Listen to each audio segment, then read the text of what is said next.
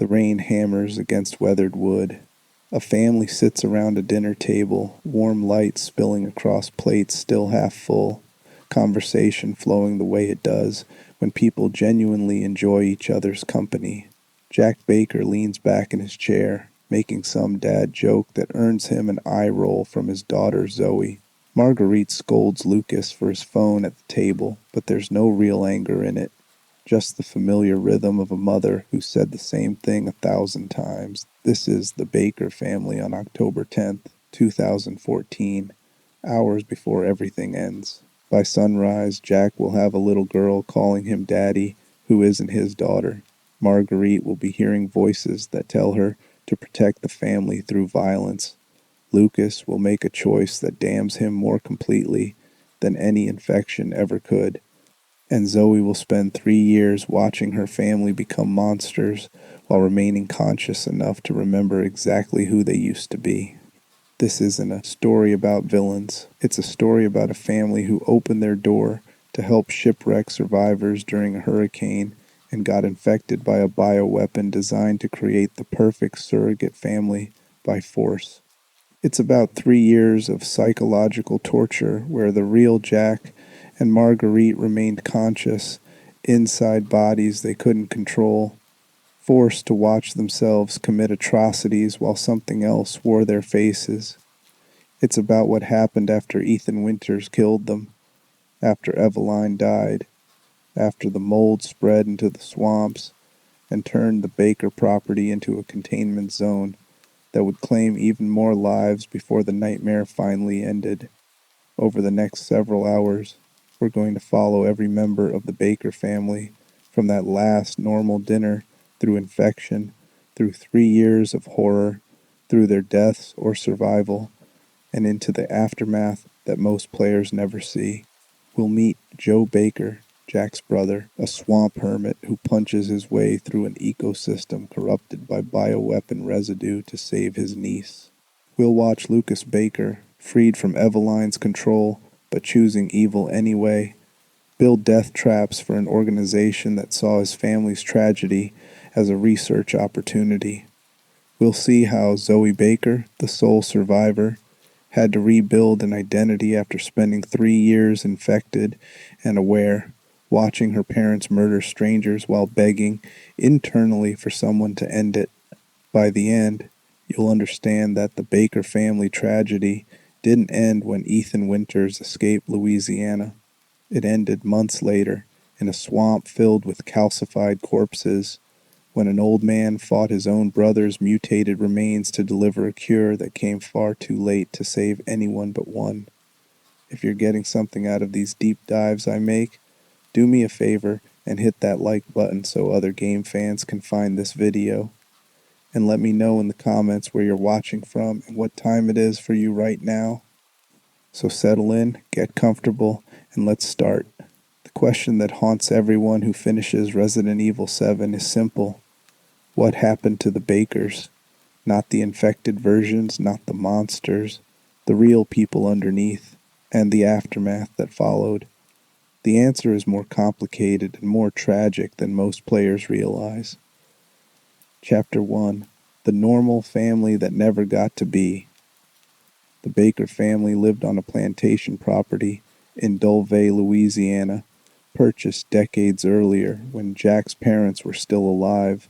The main house was old but maintained, the kind of southern architecture that spoke to generations of family history. The property included a guest house, several outbuildings, and access to the bayou. Isolated enough for privacy, but not so remote that they were cut off from society.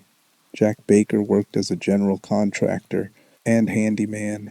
He was the kind of man neighbors called when something broke, who'd show up with his truck and toolbox and fix the problem without charging much, because that's just what you did for people. He'd served in the U.S. Navy years earlier, experiencing combat that left him with the documented PTSD from violence he witnessed and participated in. Jack had worked hard to manage that trauma through family structure and purpose, channeling his protective instincts into caring for his household rather than letting the darkness consume him. That service instilled in him a protectiveness over his family that bordered on obsessive, but in a healthy way. He wanted to provide, to keep them safe, to be the foundation they could rely on. This wasn't the idyllic image Jack presented to neighbors. He carried darkness from his service, memories of people he'd killed, trauma that manifested as hypervigilance and occasional anger he had to consciously control. But Jack worked hard at being a good man despite that damage. He went to therapy when the VA would provide it. He channeled his protective instincts into productive directions. He refused to let his past define his family's future. The Jack Baker who existed before October 2014 wasn't perfect. He was a man managing significant trauma while trying to be the father and husband his family deserved. Jack had a brother named Joe, older by a few years, who'd taken a different path. Where Jack embraced family and community, Joe retreated into isolation. He lived alone in a shack roughly a mile into the swamp, surviving off the land, avoiding people entirely. The brothers remained in contact, but weren't close. Joe thought Jack had gone soft with all that domestic life. Jack thought Joe was wasting his potential hiding in the woods. It was the kind of sibling distance that families tell themselves they'll bridge eventually, right up until tragedy makes eventually impossible. Marguerite Baker was the gravitational center of the household. She managed the home, cooked meals that her children actually looked forward to, and maintained the kind of southern hospitality where any guest, invited or not, would be fed and offered a place to rest. She had strong religious beliefs, the kind of faith that expressed itself through service rather than judgment. Marguerite saw caring for others as a spiritual duty, which is why, when she found survivors from a shipwreck, her first instinct was to bring them inside rather than call authorities, who might take hours to arrive. This instinct would doom her family, but you can't blame someone for being kind. Lucas Baker was the couple's son, and even before infection, he was problematic. Documents from before October 2014 reveal a young man with antisocial traits, someone who enjoyed causing pain and manipulating others. He'd killed animals as a child, not out of curiosity, but out of enjoyment. He'd set traps around the property that injured a neighborhood child, though the family managed to keep that incident quiet. Jack and Marguerite knew something was wrong with Lucas, took him to therapists who diagnosed conduct disorder with potential progression toward antisocial personality disorder.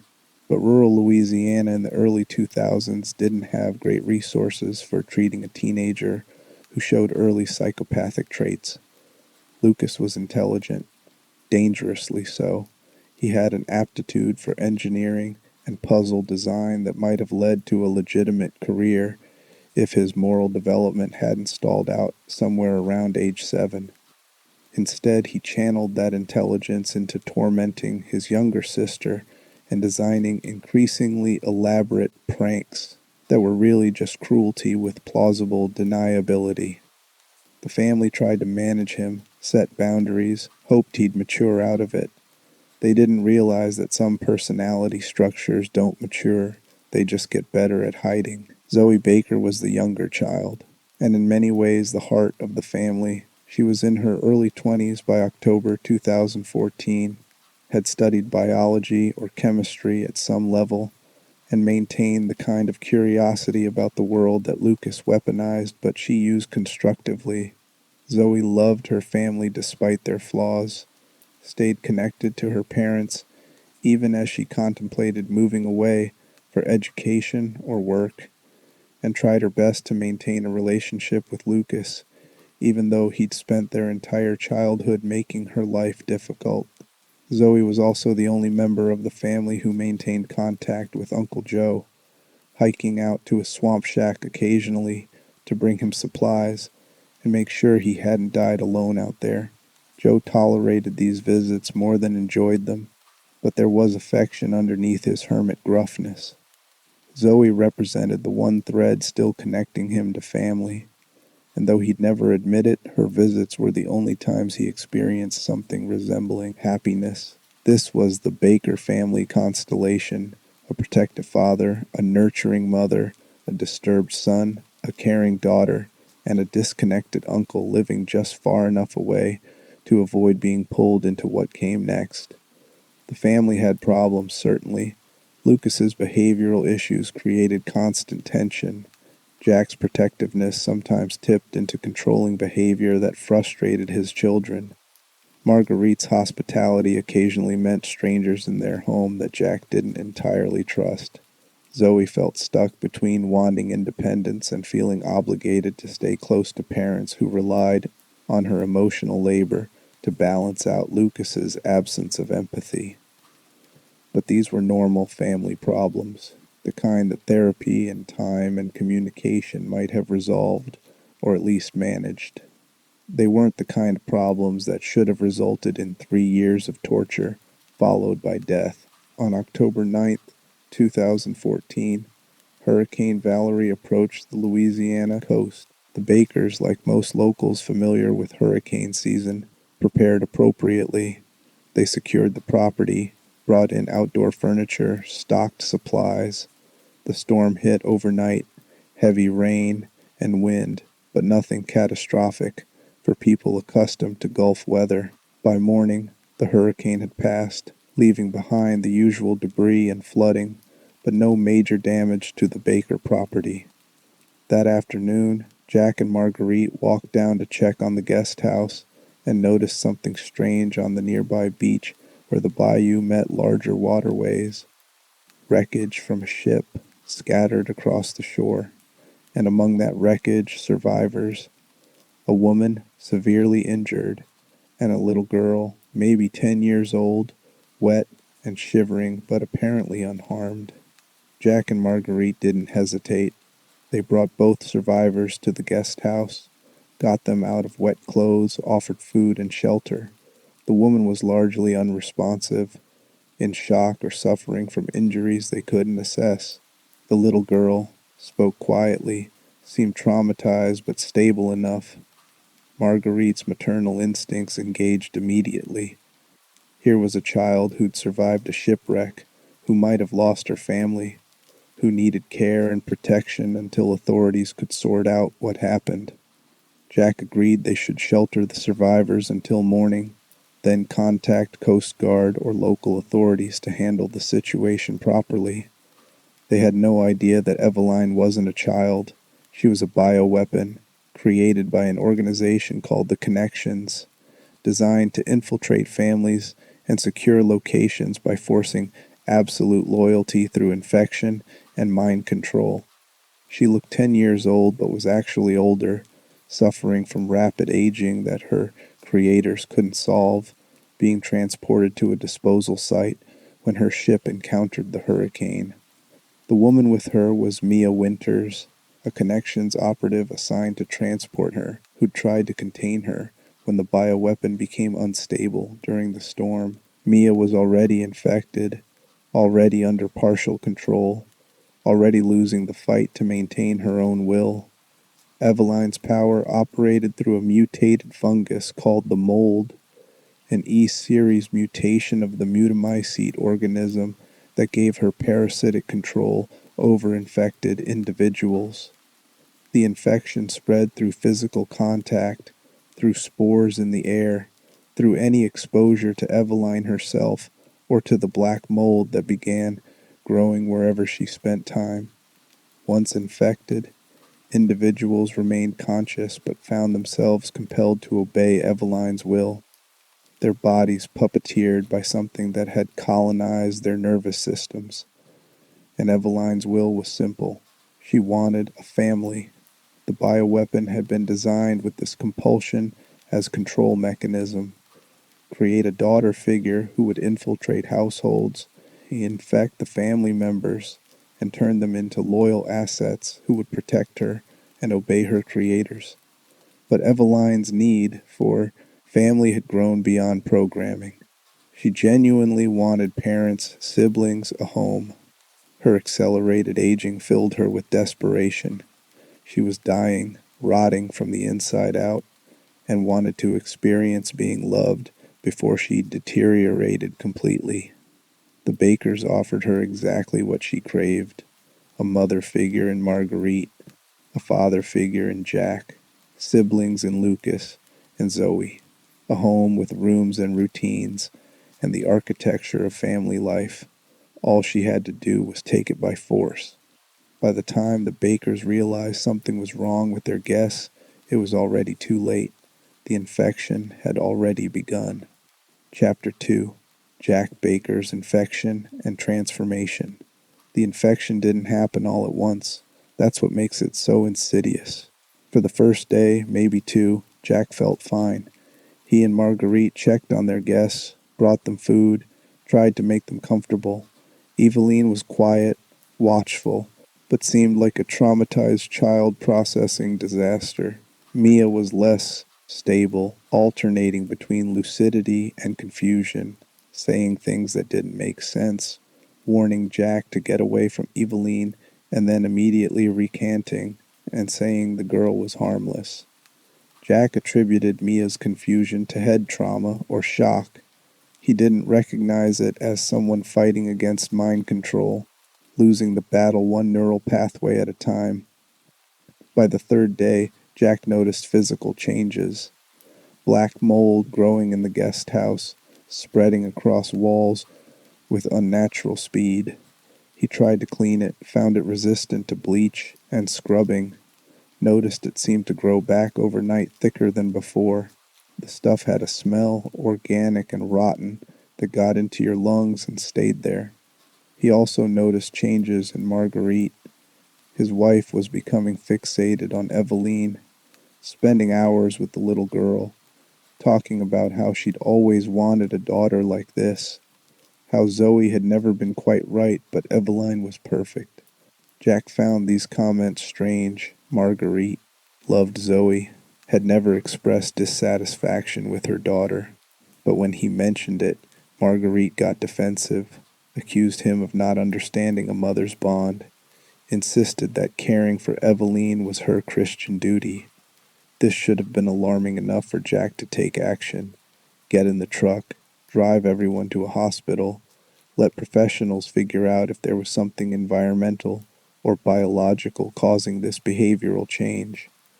But small changes are easy to rationalize. Marguerite was stressed from the hurricane. She was expressing maternal instincts toward a traumatized child. The mold was annoying but not dangerous, probably just normal fungal growth from flooding and humidity. By the time Jack recognized something was genuinely wrong, his own infection had progressed far enough that he couldn't act on that recognition. The mold infection operates in stages. Initial exposure creates a carrier state where the fungus begins colonizing tissue but hasn't yet reached critical mass in the nervous system. Infected individuals in this stage show no symptoms, spread spores without realizing it, and function normally. This stage can last days or weeks depending on exposure level. Stage 2 begins when the mold reaches the brain. Infected individuals start experiencing intrusive thoughts that feel like their own but aren't. Eveline's will begins filtering into their consciousness, subtle at first. Thoughts like, I should check on Eveline, or that little girl needs protecting, or the family should stay together, start occurring with increasing frequency. Infected individuals don't recognize these as external impositions because they feel natural, like any other thought. Jack hit stage 2 around day 5. He found himself thinking about Eveline constantly, feeling protective of her in ways that didn't match his actual relationship with this stranger. He started referring to her as our new daughter in conversations with Marguerite, despite Zoe, pointing out that they couldn't just adopt a shipwreck survivor without involving authorities. When Zoe tried to call the police to report the survivors and get them proper help, Jack stopped her, told her it wasn't necessary, that they were handling it. that Eveline needed family, not institutions. Zoe backed down but started documenting what was happening in a journal, recognizing that her parents' behavior was becoming increasingly wrong. Stage 3 is where the infection becomes irreversible without medical intervention. The mold has fully colonized the nervous system, creating a direct link between Eveline's will and the infected individual's actions. Infected people at this stage retain their consciousness, their memories, their sense of self, but they've lost control of their bodies. They become passengers in their own flesh, watching themselves do things they don't want to do, unable to stop. Jack Baker reached stage 3 approximately 2 weeks after first exposure. The DLC Daughters shows this transition from Jack's moment of awareness. He manages to break through Eveline's control for a brief window, pulls Zoe aside, tries desperately to explain what's happening. His hands are shaking, his voice cracks.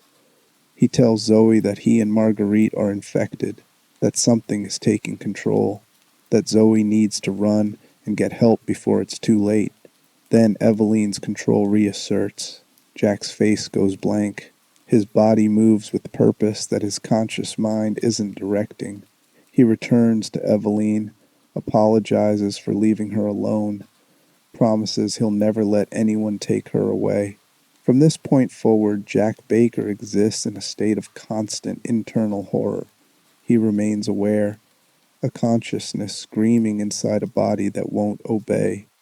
He watches his hands grab Zoe when she tries to escape. He watches himself drag strangers into the house when Eveline decides she wants guests to play with.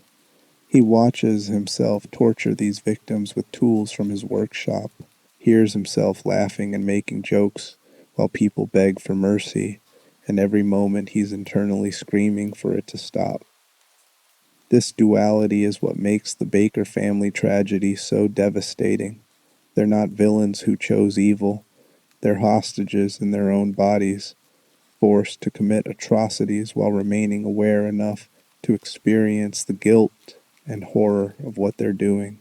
The infection also changes Jack physically. The mold doesn't just control, it enhances and mutates. Jack gains increased strength, lifting and throwing objects that should be impossible for a man his size. He develops accelerated healing, recovering from injuries that would incapacitate normal humans.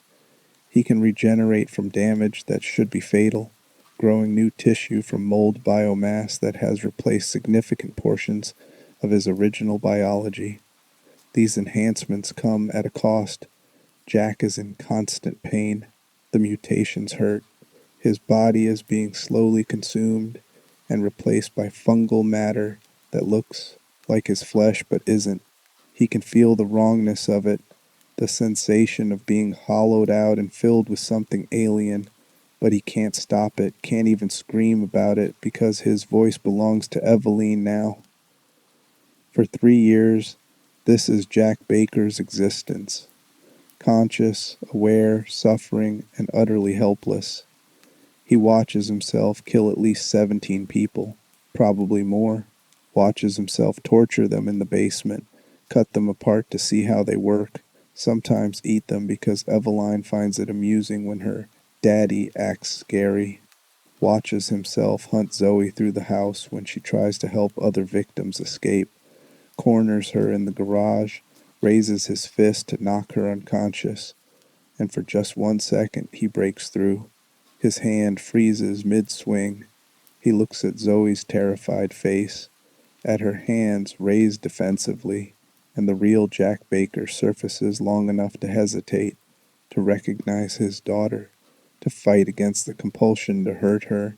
Then Eveline's control slams back down, and his fist completes its arc. But that 1 second matters. It proves that Jack never stopped fighting, never stopped being himself underneath the infection. He just lost every battle except that one moment of hesitation. When Ethan Winters arrives in July 2017, Jack has been infected for nearly 3 years. His body has mutated extensively, more mold than man at this point, held together by bioweapon tissue that regenerates faster than damage can kill him. His consciousness has eroded from 3 years of being forced to watch himself commit monstrosity, leaving him fragmented and desperate. The first boss fight, where Ethan battles Jack in the house, shows a man whose humanity surfaces in flashes. Jack taunts and attacks, but between strikes you see confusion in his movements, hesitation that suggests someone fighting themselves. When Ethan finally kills him with a chainsaw, cutting off his upper body and leaving him bisected in the basement hallway, the real Jack has a final moment of control. He looks at Ethan with something that might be gratitude. His last words before dying are unclear, but his expression suggests relief that it's finally over, that he's finally free, except it isn't over, because Jack Baker is too infected to die normally, and what happens to his remains is somehow worse than the 3 years he spent conscious and controlled. Chapter 3, Marguerite's Descent. If Jack's infection was a war against his own body, Marguerite's infection was a corruption of everything she valued. Marguerite Baker's core identity revolved around nurturing. She was the family caretaker, the one who made sure everyone was fed and safe and loved. Her faith expressed itself through service, cooking for church events, welcoming strangers, treating hospitality as sacred duty. This made her psychologically perfect for what Eveline wanted, a mother figure whose entire personality was structured around caring for others. The infection weaponized those instincts. Marguerite was infected at the same time as Jack, probably earlier since she had more direct contact with Eveline in those first days. Her progression followed the same stages: carrier state, intrusive thoughts, complete loss of control. But where Jack's infection manifested as violence and physical mutation, Marguerite's infection took on a maternal character that was somehow more disturbing. She became Eveline's perfect mother through force. Every maternal instinct Marguerite possessed was redirected toward the bioweapon, creating obsessive protectiveness that viewed any threat to Eveline as a threat requiring elimination. The infection didn't erase Marguerite's personality. It twisted it, took her genuine love for family and made it monstrous. Marguerite's first victims were people she invited into the home. The Baker's property was remote but not unknown, and occasionally travelers or locals would stop by asking for directions, help with car trouble, or other assistance. Marguerite would welcome them with her characteristic hospitality, offer food and a place to rest, and then the infection would take over. She'd trap them, deliver them to Jack or Eveline, and later cook portions of them into meals she'd serve to the family with a smile. The real Marguerite, still conscious inside this behavior, experienced it as unrelenting horror. She loved feeding people. Now she was feeding her family human remains and couldn't stop herself. She valued cleanliness and home maintenance. Now she was allowing the house to fill with mold and decay, watching her beloved home rot around her, while something wearing her face insisted this was fine, this was family, this was love. Marguerite's mutations developed differently from Jack's. Where he became physically powerful and regenerative, she developed a connection to insects, specifically a new species of mold-infected bug that nested in her body, swarmed from her when she was threatened, and acted as extensions of her will, or rather extensions of Eveline's will filtered through Marguerite's infected nervous system. This insect infestation was both a literal mutation and a symbolic representation of her psychological state. Marguerite had always been nurturing. Now she was nurturing hives of insects inside her own flesh, birthing swarms that would attack anyone who threatened her family. The infection took her capacity for care and made it grotesque. The Daughters DLC shows Marguerite's awareness of what's happening to her. During the family's final dinner, before complete infection, she has moments of lucidity where she recognizes something is wrong. She tries to resist Eveline's control, tells her family to leave, to get away from the little girl before it's too late. But these moments are brief and increasingly rare, overridden by the infection forcing her to protect Eveline above all else. Once fully infected, Marguerite becomes Eveline's primary enforcer within the household. When victims try to escape, she hunts them through the house with single-minded determination.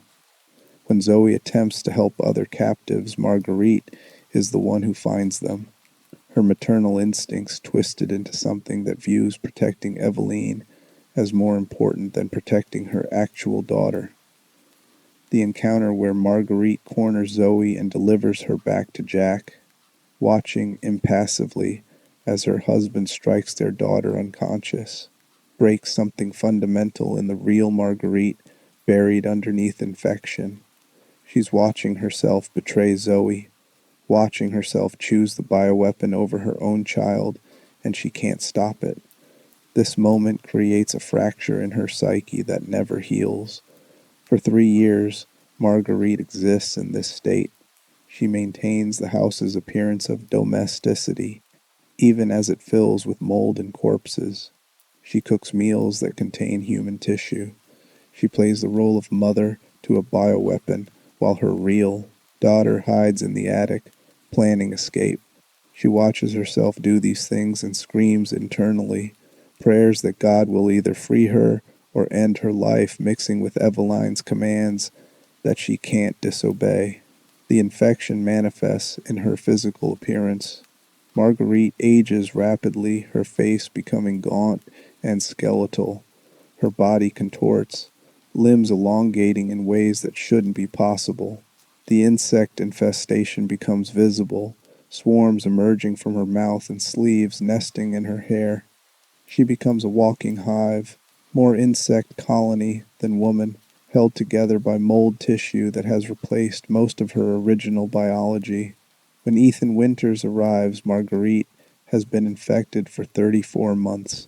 Her physical form has deteriorated to the point where she's barely recognizable as human. The insects have taken over, creating a symbiotic relationship where Marguerite's consciousness pilots a body that's more hive than individual organism. Ethan encounters her in the old house, a separate building on the property that Marguerite has claimed as her domain. The structure is filled with insects, mold, and the evidence of her kills, bodies hung from walls and ceilings, victims who tried to escape and were caught by the swarms. Marguerite stalks through this environment with predatory grace, alternating between maternal cooing and explosive violence, her personality fragmented by 3 years of forced compliance to a bioweapon's needs. The boss fight against Marguerite shows her final mutation. When injured enough, she transforms fully, her human appearance dropping away to reveal the insect hive underneath. Her body splits open, birthing swarms that attack, while she scuttles along walls and ceilings, screaming threats and promises in equal measure. This isn't Marguerite Baker, the nurturing mother, anymore.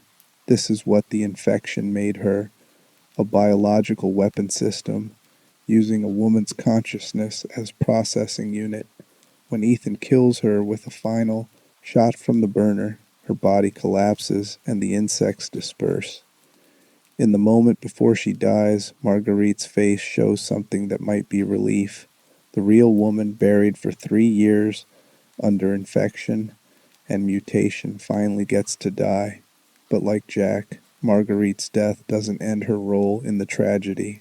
Chapter 4. Lucas, the Exception. Lucas Baker presents the most morally complex case in the family's tragedy. Unlike his parents and sister, Lucas wasn't a victim who lost control. He was a willing participant who made choices that damned him more completely than any infection. Lucas was infected at the same time as the rest of his family, exposed to mold spores in the first days of Eveline's presence.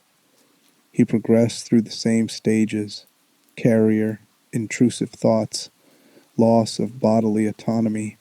For a brief period, Lucas was as controlled as Jack and Marguerite, forced to watch himself obey Eveline's commands, conscious but helpless.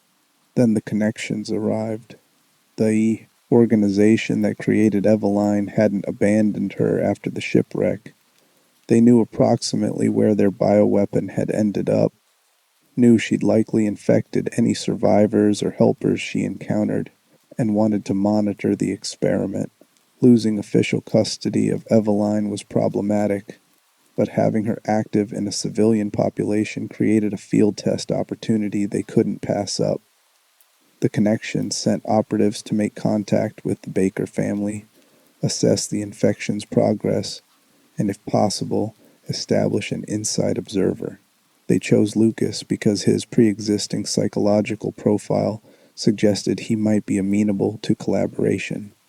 A young man with antisocial traits, with history of enjoying others' suffering, with intelligence that was being wasted in rural Louisiana. Someone like that might betray his family if offered the right incentives. They were correct. The connections operatives approached Lucas in the months following the initial infection. They offered him a serum that would sever Eveline's control while leaving him physically infected, granting him the regenerative abilities and enhancements without the mental domination. In exchange, he would report on Eveline's behavior, on the family's mutations, on how effectively the bioweapon could infiltrate and control a household unit. Lucas accepted immediately. This choice is crucial to understanding Lucas's character. He wasn't forced to betray his family. He wasn't tricked or coerced. He was offered freedom from mind control, and his first decision upon regaining autonomy was to continue performing the same atrocities he'd been forced to commit, except now willingly and for pay. The serum worked. Lucas's consciousness returned fully under his own control. He retained the infection's physical benefits: enhanced strength, regenerative healing, immunity to normal damage, but Eveline could no longer compel his actions. He was free, and he used that freedom to become worse than he'd been while controlled. Lucas had always enjoyed hurting people, even before infection. His childhood history of animal cruelty and engineered accidents showed a developing sadism that his parents tried to manage but couldn't eliminate. The infection and subsequent liberation gave him an environment where he could indulge every violent impulse without consequences. He started building traps. Lucas's engineering intelligence, previously wasted on pranks and minor cruelties, found its purpose in designing elaborate death traps throughout the property. He converted entire sections of the house into puzzle-based torture chambers, where victims would have to solve riddles and complete tasks under time pressure, with failure resulting in mutilation or death. He installed cameras to record everything, documenting his victims' suffering for later review and for transmission to his connections handlers. These weren't Eveline's instructions. This was Lucas Baker pursuing personal interests that happened to align with monitoring a bioweapon experiment. The moral weight of this choice is staggering. Jack and Marguerite killed people while screaming internally, begging for it to stop, experiencing every murder as a violation of everything they believed. Lucas killed people because he wanted to, then engineered situations where he could watch them suffer longer before they died, then reviewed the footage for entertainment. His parents were monsters because infection made them monsters. Lucas was a monster who chose monstrosity when given the choice to stop. For approximately 3 years, Lucas maintained this position. He pretended to still be under Eveline's control when around the family, played the role of obedient son. but privately he was free and willingly complicit in everything that happened. He watched his parents suffer, knew they were conscious and horrified by their own actions, and did nothing to help them because his arrangement with the connections was more valuable than his family's freedom. Lucas's intelligence made him invaluable to the organization. He provided detailed documentation of Eveline's mutations, tracking how the mold infection progressed and how effectively the bioweapon could maintain control over multiple subjects for extended periods. He designed experiments within the household, creating situations to test Eveline's responses and limits, treating his own family as lab rats. He also developed his own research interests. Lucas began studying the mold's properties, trying to understand its regenerative capabilities and control mechanisms. He wasn't content to simply observe. He wanted to improve on Eveline's design, create something even more effective. The connections encouraged this research, seeing potential in Lucas as more than just an informant. When Ethan Winters arrived in July 2017, Lucas was prepared. He designed the entire barn section of the property as a testing ground, filled it with death traps that he'd been perfecting for months, and was eager to have a new subject to test them on. The happy birthday puzzle that Ethan must solve to escape, a grotesquely elaborate trap involving candles, a timed bomb, and burning alive, wasn't Eveline's idea. It was Lucas's entertainment. Unlike his parents, Lucas never tries to kill Ethan directly. He's not interested in simple murder. He wants to watch someone solve increasingly difficult puzzles under threat of death, wants to see if Ethan is smart enough to survive, wants the data and the entertainment value. When Ethan does survive, Lucas isn't angry. He's impressed and intrigued. This speaks to Lucas's psychology. He doesn't kill out of rage or compulsion. He kills as an intellectual exercise, treating human suffering as a game with rules and objectives. This complete absence of empathy, combined with high intelligence and organizational ability, marks him as potentially psychopathic even before infection. Lucas's fate diverges from his family during Ethan's assault on the property. When it becomes clear that Ethan might actually kill Eveline and potentially expose the connections experiment, Lucas makes a calculated decision.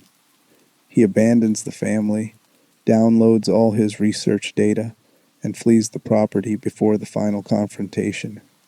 He's the only Baker family member who escapes the main game alive, but survival doesn't mean safety. Part 2, Chapter 5, Zoe's Resistance. If Lucas represents someone who chose evil when given freedom, Zoe Baker represents someone who fought the infection every day for 3 years and somehow never broke. Zoe was infected along with her family. She breathed the same mold spores, had the same exposure, developed the same physiological changes. The infection reached her nervous system, started to establish control, began the process of linking her will to Eveline's desires. For any normal person, this would have meant complete domination within days or weeks. Zoe lasted 3 years and never fully surrendered. The exact mechanism of her resistance is never fully explained in the game. It might be genetic, some quirk of her biology that made her less susceptible to Eveline's control. It might be psychological, some quality of Zoe's mind that was particularly resilient to external influence. It might simply be willpower. She wanted to stay herself badly enough that she fought the compulsion every second of every day for over 1,000 days until her resistance became habit, became identity.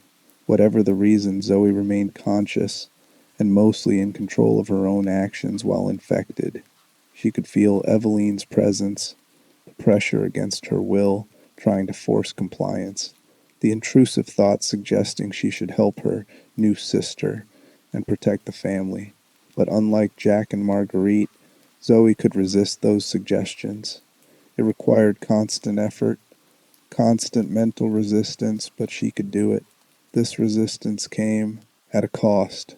Zoe spent 3 years in a state of perpetual psychological warfare against a bioweapon that had complete control over her parents and brother. She watched her family become monsters, knew they were conscious and suffering, and couldn't help them. She tried repeatedly to escape, to get help, to find some way to break Eveline's hold, and failed every time. Each failure carried consequences. When Zoe tried to call police in the early days, Jack destroyed the phone and locked her in her room. When she tried to help victims escape, Marguerite hunted them down and dragged them back. When she tried to physically fight her way out, her infected family members overpowered her with their enhanced strength. And through all of this, Zoe could see the real Jack and Marguerite underneath the control, could see them fighting and losing, could see her mother crying while hunting her and her father hesitating before striking her. This awareness made everything worse. If Jack and Marguerite had been completely gone, replaced by something else, Zoe could have grieved and moved forward psychologically. But knowing they were still in there, still conscious, still suffering, created a guilt that compounded her own trauma.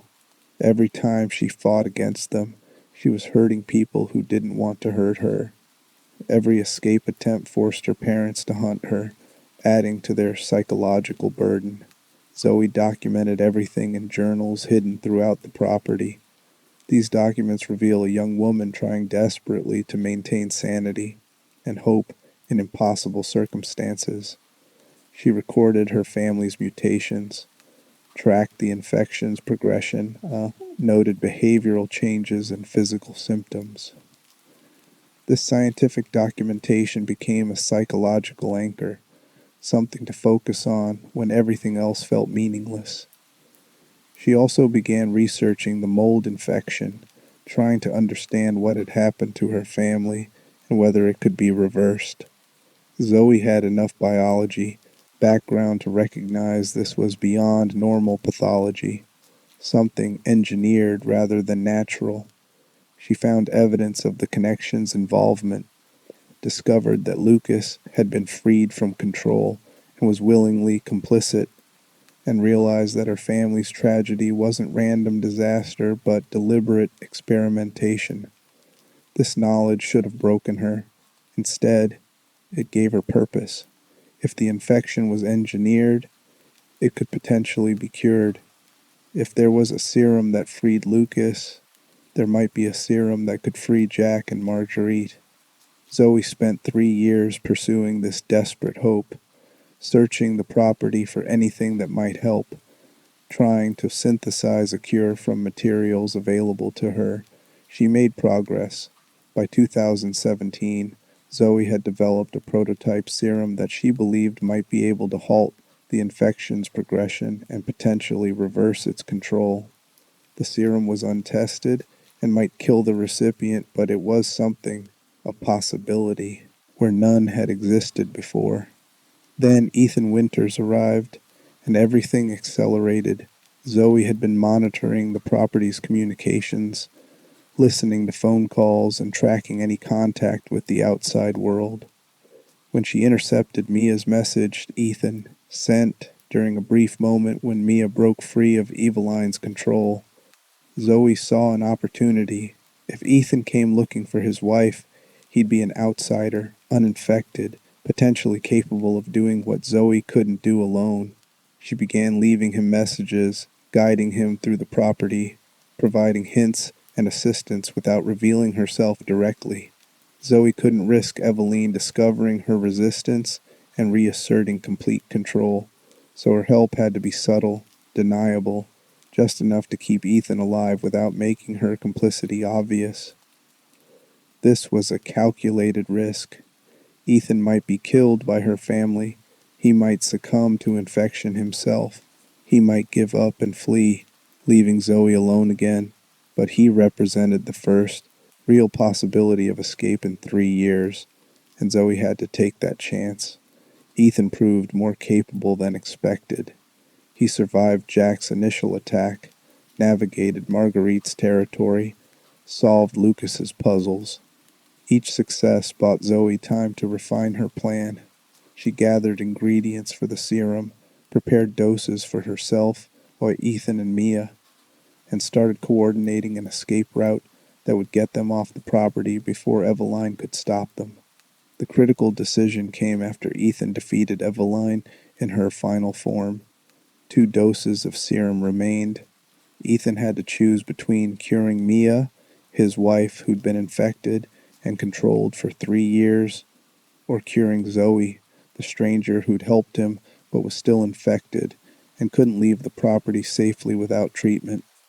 The game offers this as a branching path. In the Mia ending, Ethan chooses his wife, taking her to the extraction helicopter while leaving Zoe behind. In the Zoe ending, Ethan chooses to cure Zoe first, promising to return for Mia, except Mia, still partially infected and controlled by Eveline's dying influence, attacks and kills Zoe before they can escape. Neither ending saves Zoe. In one, she's left behind, still infected, still trapped. In the other, she's murdered by Mia before the cure can take full effect. The canonical outcome follows the Mia ending. Ethan chooses his wife, understandably prioritizing the person he came to save over the helper he just met. Zoe watches them leave from the dock, standing alone in the rain, still infected, still trapped on the property with her family's corpses and the mold slowly taking over the estate. This is where most players think Zoe's story ends, abandoned, infected, presumably doomed to die alone or succumb fully to the mold. But Eveline wasn't done with her yet. Chapter 6. The night everything changed. To understand what happened to the Bakers after Ethan left, we need to return to the night everything started. The Daughters DLC provides the most detailed account of the family's final hours before infection, showing exactly how Eveline destroyed them. October 10th, 2014. The Baker family sits down for dinner around 8 p.m. The meal is normal, comfortable, the kind of family dinner that happens thousands of times across thousands of households every night. Jack talks about work, repairs he's been making around the property. Marguerite discusses church events, mentions that they're hosting the survivors in the guest house until authorities can handle the situation properly. Lucas is on his phone, barely participating, earning his mother's usual scolding. Zoe helps clear dishes and talks about school, about friends, about normal 20-something concerns. This is the last time the Baker family exists as itself. In a few hours they'll still be alive, but they won't be the Bakers anymore. They'll be Eveline's family, constructed through parasitic force. The DLC plays from Zoe's perspective, tracking her movements through the house as the evening progresses and the infection takes hold. You experience her growing awareness that something is wrong, her attempts to understand what's happening, and her desperate efforts to save her family before it's too late. The first sign of wrongness is the mold. Zoe notices it growing in corners of the house, spreading across walls, appearing in places that were clean hours earlier. She tries to scrub it away and finds it regrows within minutes. Thick black growth that smells like decay and seems to pulse with something resembling life. The second sign is Marguerite's behavior. She becomes increasingly focused on Eveline, talking about the little girl constantly, insisting they need to keep her safe and comfortable.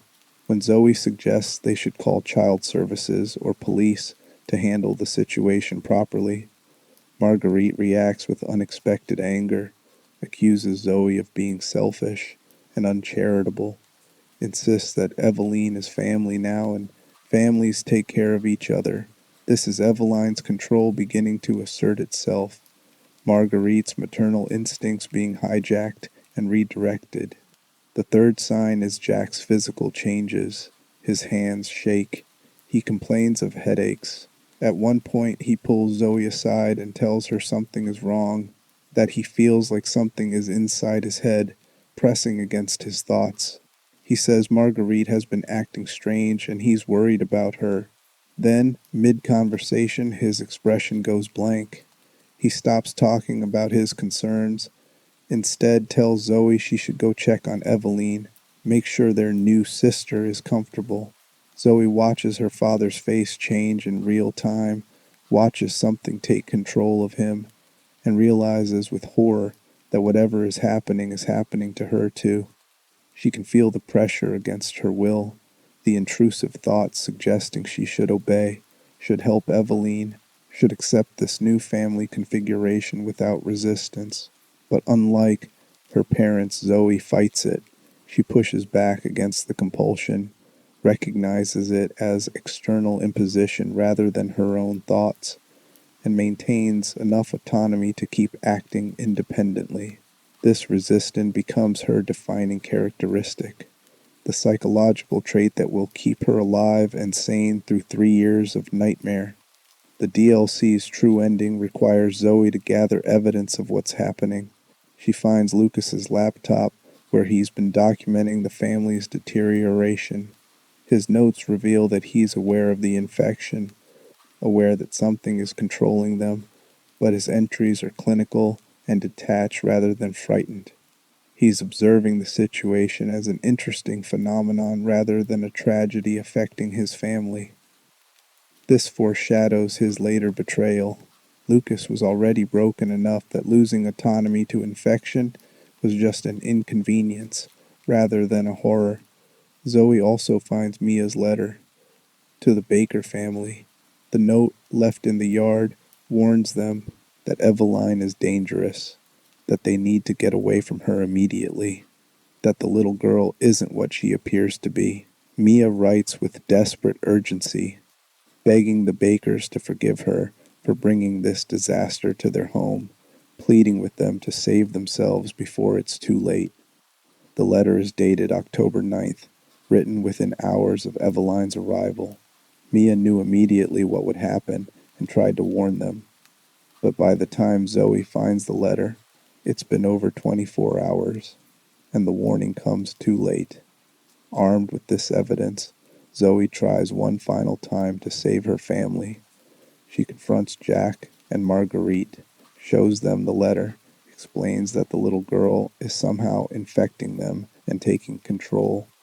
She begs her parents to leave the property with her, to get to a hospital where professionals can help them before the infection becomes permanent. Jack and Marguerite listen to their daughter's desperate pleading. For a moment, you see recognition in their faces, awareness that Zoe is right, that something terrible is happening, and they need to act. Jack reaches for his truck keys. Marguerite moves toward the door. They're going to leave. They're going to save themselves. Then Eveline appears. The little girl walks into the room, looks at the family with ancient eyes and a child's face, and says one word, "No." The compulsion slams down like a physical weight. Jack and Marguerite's faces go blank. Their hands drop. They turn toward Eveline, apologizing for the confusion, promising they'll never try to leave again. Zoe watches her parents surrender to the control, watches the real Jack and Marguerite disappear underneath something else, and realizes she's alone. The DLC ends with Eveline smiling at Zoe, telling her that she's part of the family now too, that they'll all be so happy together.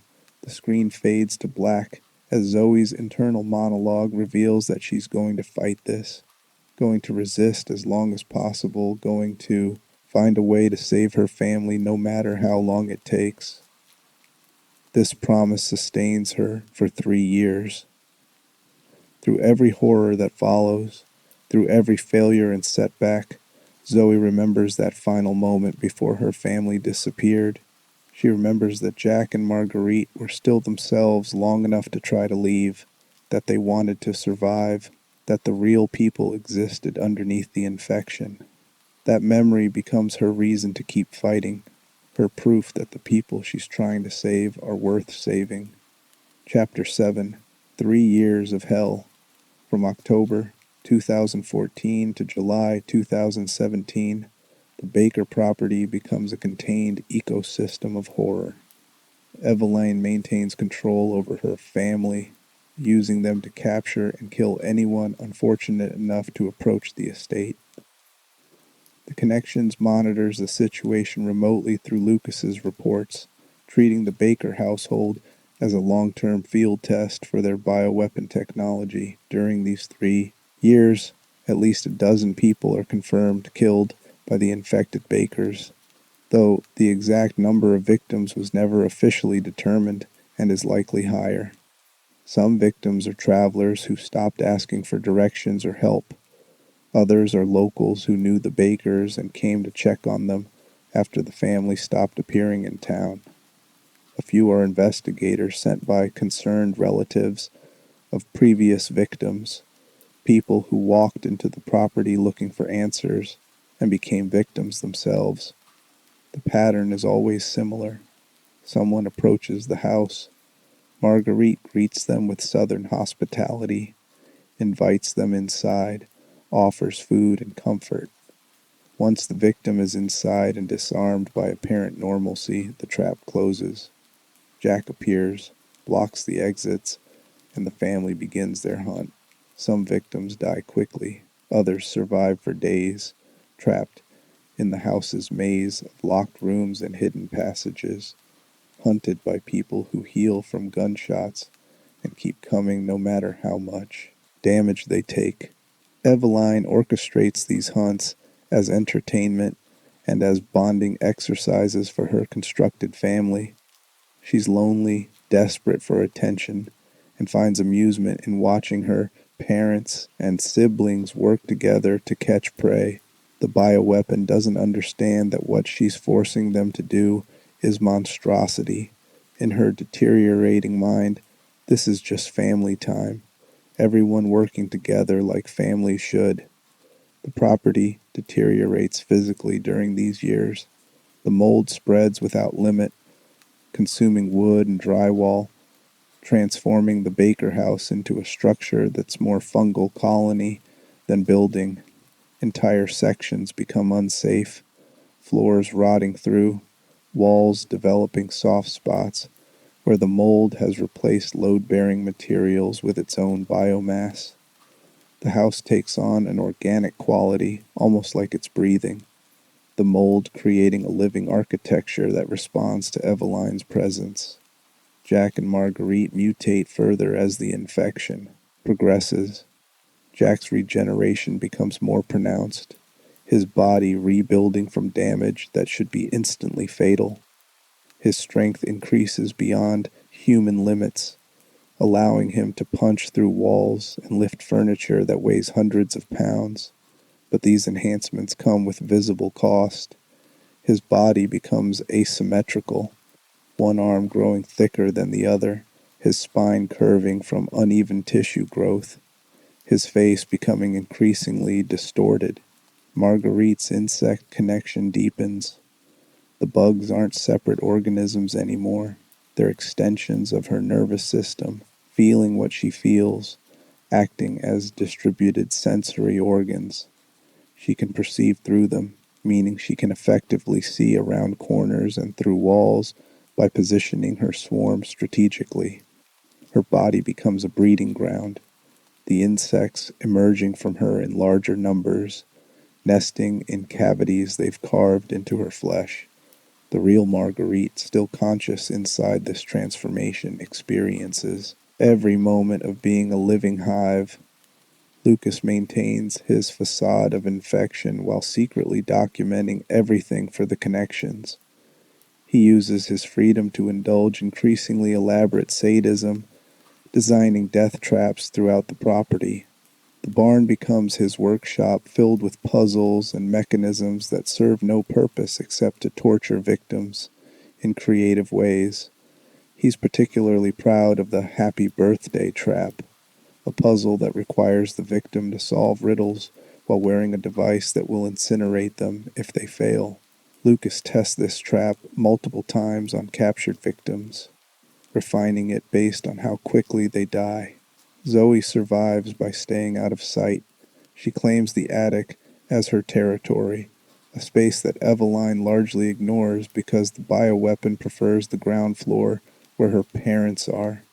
Zoe creates a hidden laboratory in the attic, stealing equipment from Lucas's workshop, gathering materials from around the property, slowly working toward creating a cure.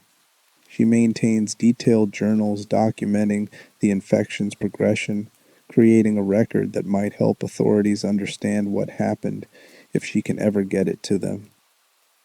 These 3 years are marked by rhythm rather than specific events. The same patterns repeat. Victim arrives, family hunts, victim dies, property decays further. Zoe documents and researches. Lucas reports to his handlers. Time becomes strange for the infected Bakers. Days blur together when you're not in control of your own actions, when every day is the same nightmare of being forced to hurt people while remaining conscious enough to hate yourself for it. Jack experiences complete psychological fragmentation. The man who wanted to protect his family is forced to murder innocents, sometimes while wearing his old military jacket, the uniform he wore with pride now covered in the blood of people he's killed against his will. He tries to hold on to memories of who he was, a contractor, a veteran, a father, but those identities feel increasingly distant, replaced by the monster Eveline has made him. Marguerite's faith becomes a source of torture rather than comfort. She was a religious woman who believed in service and charity. Now, she's trapped in a body that kills people, that treats hospitality as predation. She prays constantly in her internal monologue, begging God for death or deliverance, asking forgiveness for sins she's committing but cannot stop. The infection doesn't prevent her internal dialogue, doesn't silence her prayers. It just ensures they go unanswered while her body continues to sin. The psychological damage accumulates. By 2017, even if Jack and Marguerite could be freed from Eveline's control, they would be permanently traumatized by 3 years of forced murder. They've watched themselves kill nearly 20 people, watched themselves torture and consume human beings while screaming internally. That level of trauma doesn't heal, it breaks. Something fundamental in the personality structure that cannot be repaired. This is part of what makes the Baker tragedy so devastating. Even if they could have been saved, the people they were before October 2014 were already dead, replaced by traumatized husks, carrying the memories of every atrocity they'd been forced to commit. But we're getting ahead of the story, because before we can understand what happened after, we need to see what Ethan Winters did when he arrived in July 2017, looking for his missing wife and walking directly into 3 years of accumulated horror. Chapter 8. Ethan Winters arrives. Ethan Winters arrives at the Baker estate on July 18th, 2017, exactly 1,012 days after Eveline's arrival. He's not special forces or military trained, just an ordinary systems engineer from Los Angeles who received a message from his wife claiming she's alive after being missing for 3 years. The message came from Dulvey, Louisiana, giving him coordinates to the Baker property and begging him to come get her. Ethan has no idea what he's walking into. He's expecting to find Mia, maybe in distress, possibly being held against her will, but ultimately rescuable by someone who loves her and came to help. What he finds instead is a house that shouldn't exist, a family that won't die, and a nightmare that's been running unchecked for 3 years. The game follows Ethan's perspective as he explores the property, encounters each Baker family member, and slowly pieces together what happened. From his viewpoint, the Bakers are simply monsters, enemies to be avoided or killed. He doesn't know about Eveline's control, doesn't realize that Jack and Marguerite are victims forced to hunt him. This ignorance is mercy. If Ethan understood that he was killing people who were being puppeteered against their will, the moral weight might break him. Ethan's first encounter with Jack sets the tone. Jack appears friendly initially, seems confused about why Ethan is there, offers to help him look for Mia. Then, mid-conversation, his demeanor changes completely. He knocks Ethan unconscious and drags him to the family dinner table, where the entire infected family sits in grotesque mockery of domestic normalcy. This dinner scene reveals how Eveline has forced the Bakers to perform family rituals. They sit at the table together, passing dishes that contain human remains, pretending this is normal while their conscious minds scream in horror. Jack makes jokes. Marguerite fusses over everyone. Lucas sulks and complains. They're performing family, acting out the roles Eveline needs them to play to satisfy her delusion of having a normal household.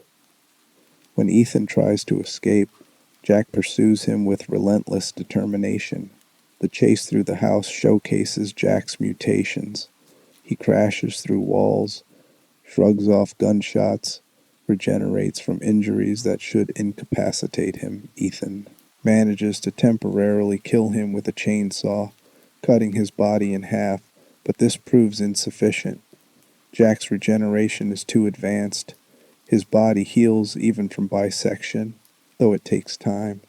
Ethan progresses through the property, encountering Marguerite in the old house.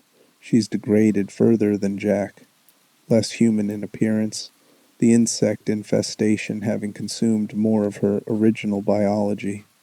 She stalks him through rooms filled with mold and decay, birthing swarms to attack him, alternating between maternal cooing and explosive violence. When Ethan finally burns her with the flamethrower, she collapses into a pile of insects and biomass that barely resembles a person. Lucas proves different from his parents.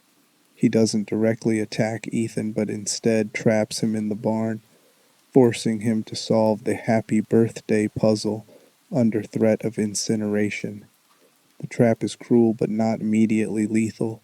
Lucas wants to see if Ethan is smart enough to survive, wants the entertainment value of watching someone solve his creation. When Ethan succeeds, Lucas is genuinely impressed, showing more personality and awareness than his parents displayed.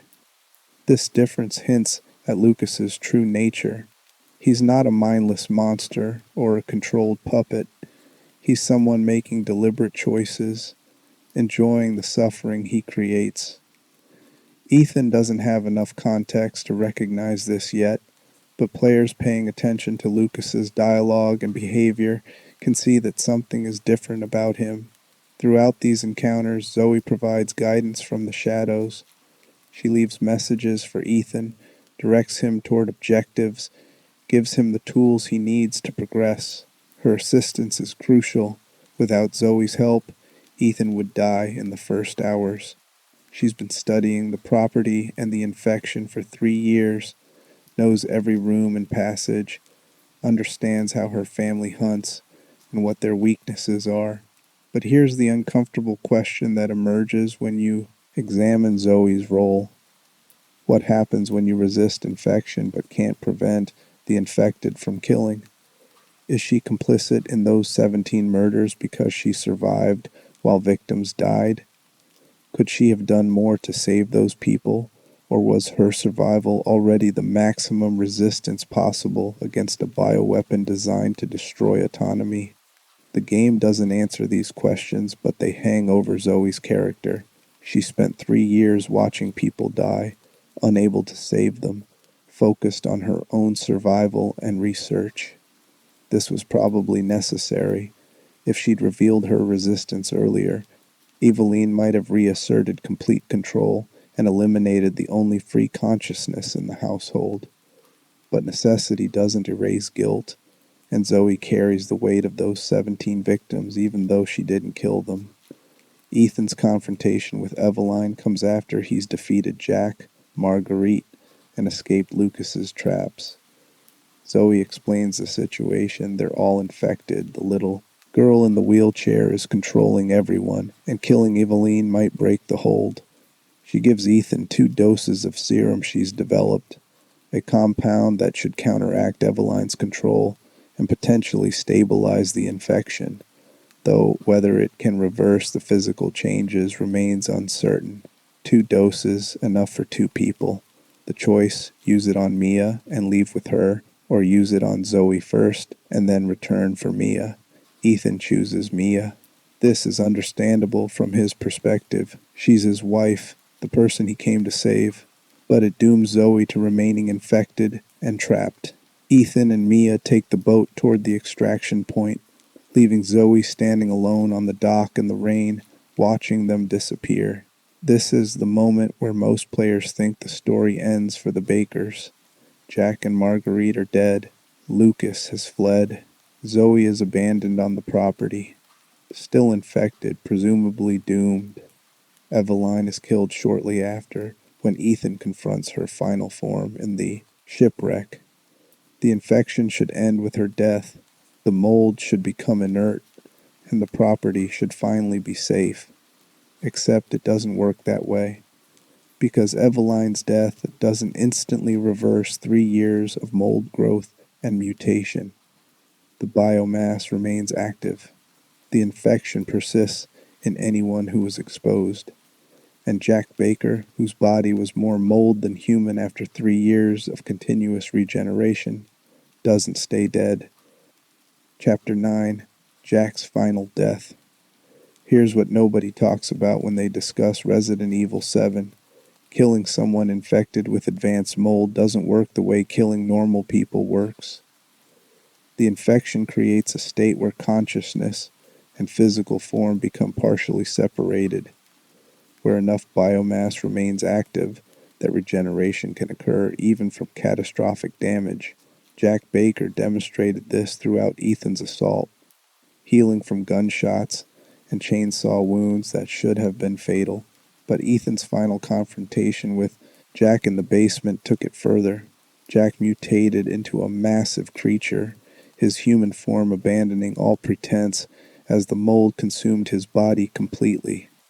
Eyes erupting across his torso, limbs elongating beyond proportion, his face stretching until it barely resembled anything human. This was Jack's infection reaching critical mass, the bioweapon tissue taking over completely. Ethan killed this form by using a specialized weapon, destroying enough biomass that regeneration became impossible. Jack collapsed, the mold tissue necrotizing, his body finally succumbing after hours of impossible survival. His last expression, visible for just a moment before the mutation consumed him completely, showed something that might have been relief. The real Jack Baker, conscious inside that monstrosity for 3 years, finally got to die. Except, dying didn't end it.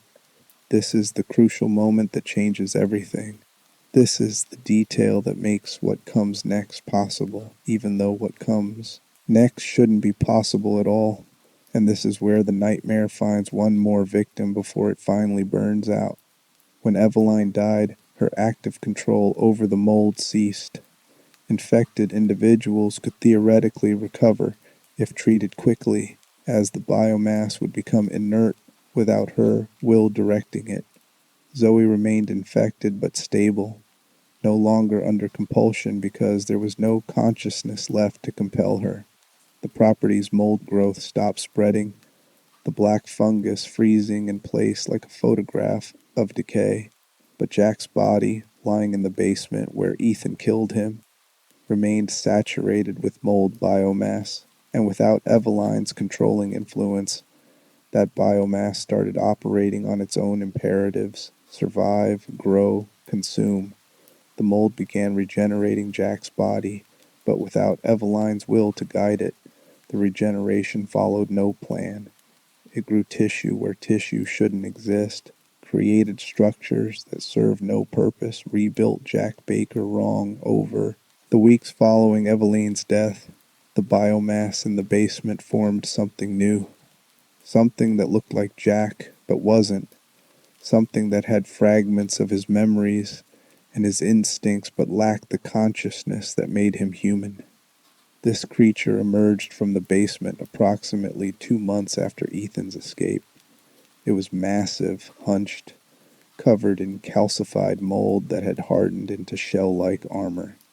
Its face retained Jack's features distorted beyond recognition, eyes too large and multiplying, mouth stretching to accommodate teeth that kept growing. It had Jack's strength magnified, his regeneration taken to impossible extremes, but it had no Jack inside it anymore. The real Jack Baker died in that basement, consciousness finally released after 3 years of torture. What crawled out weeks later was something else, a mold construct using Jack's biomass as raw material, animated by base survival instincts and the residual neural patterns left in infected tissue. It remembered the swamp, it remembered Zoe, and it went looking for her. This is where End of Zoe begins, the DLC that reveals what happened to the Baker property after Ethan's escape. Zoe is still there, still infected, waiting for help that she's beginning to realize isn't coming. The military has quarantined the area but hasn't entered the property yet, leaving her trapped in the house she's been imprisoned in for 3 years, surrounded by the corpses of her family and the mold that's taken over her home. She's documenting everything, creating records of the infection and her family's tragedy when she hears something moving in the house, something large, something that sounds almost familiar. It's her father, except it isn't, not anymore. The creature that was Jack Baker finds Zoe in the guest house, moving with predatory purpose. It recognizes her on some level, the residual neural patterns identifying daughter, family, protect. But without conscious thought, these imperatives come out wrong. It grabs her, not gently, and drags her deeper into the swamp, taking her to a location it remembers as safe home territory. Zoe fights and screams and tries to explain that she's his daughter, that he needs to let her go. The creature doesn't respond to language anymore. It has her, and some distorted version of Jack's protective instinct says it needs to keep her, needs to preserve family, needs to fulfill the role Eveline forced into its neural structure 3 years ago. This is where Joe Baker enters the story. Remember Jack's older brother, the hermit living alone in the swamp? Joe hasn't seen his brother in 3 years, avoided the property after hearing strange stories from other locals, kept to himself like always. But when soldiers start appearing in the swamp, setting up quarantine perimeters, and talking about bioweapon containment, Joe's curiosity and concern finally override his isolation. He approaches the Baker property to find out what happened to his brother's family. What he finds instead is a nightmare ecosystem. The swamp itself transformed by mold that has spread from the house into the surrounding wetlands. The local wildlife has been infected, turned into calcified creatures that attack on sight. The soldiers he encounters are dead or dying, killed by something they weren't equipped to fight. And then he finds evidence that Zoe is still alive, still on the property, in danger. Joe Baker is not a complicated man. He spent decades alone in the swamp, surviving through physical capability rather than technology, trusting his fists more than firearms. When he determines that his niece is in danger, his response is direct. Go get her, punch anything that tries to stop him, drag her out of the swamp to safety. This plan should be suicide.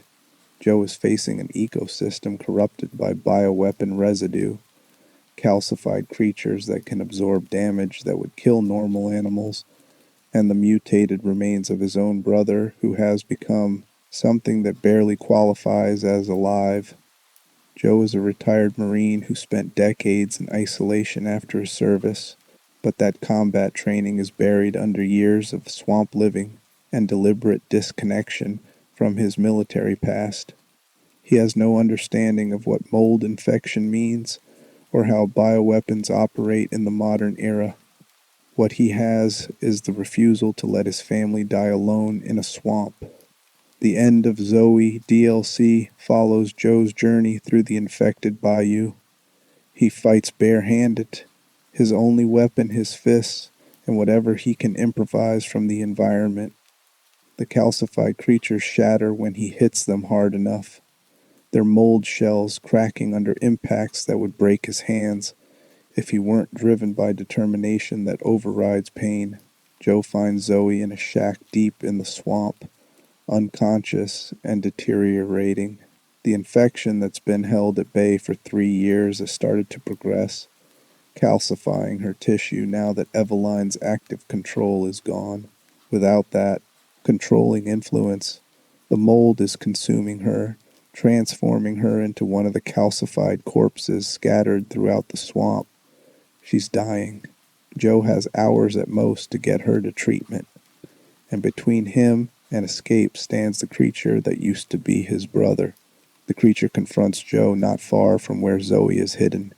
It makes sounds that are barely language, words distorted by vocal cords that have regrown wrong, but Joe recognizes his brother's voice underneath the wrongness.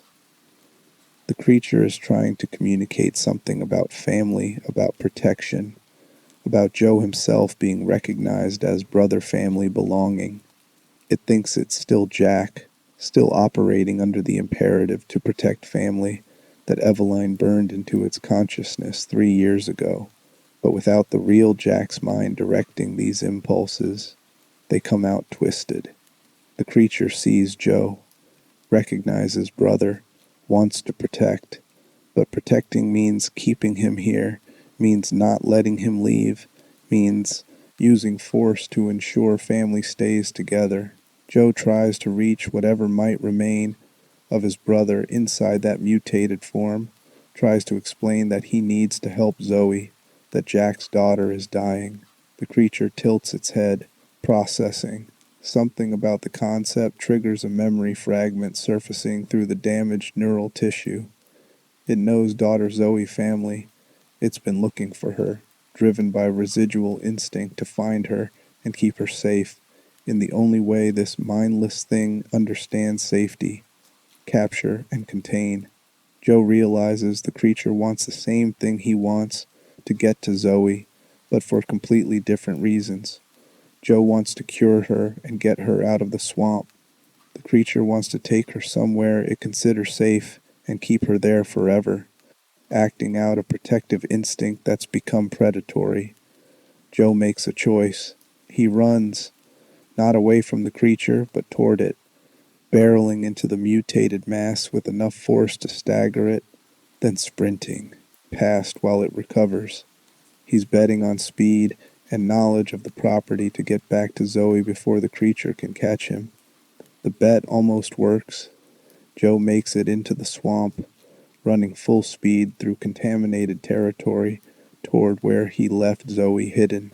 Behind him, the creature pursues, crashing through undergrowth, moving with disturbing speed for something so large. Joe reaches the shack where Zoe's hiding and finds her calcification has progressed.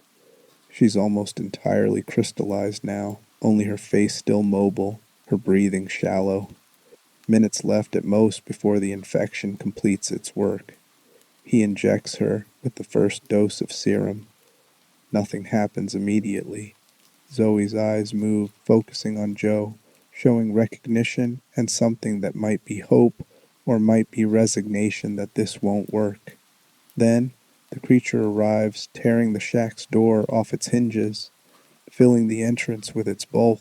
It sees Zoe lying calcified on the cot, sees Joe standing between it and her, and something in its fragmented mind interprets this as threat, intruder, danger. The sounds it makes carry violent intent, possessive rage at seeing someone between it and the family member it's programmed to protect. Joe understands then that this thing wearing his brother's face thinks it's still Jack, still trying to be a father, still operating under the delusion that keeping Zoe means protecting her. The mold construct has inherited Jack's protective instinct but lost all capacity for understanding what protection actually means. Joe Baker doesn't have weapons designed for bioweapon combat. He has his fists. So when the creature reaches for Zoe, Joe does the only thing he can do. He fights his brother's mutated corpse with his bare hands to buy time for the serum to work.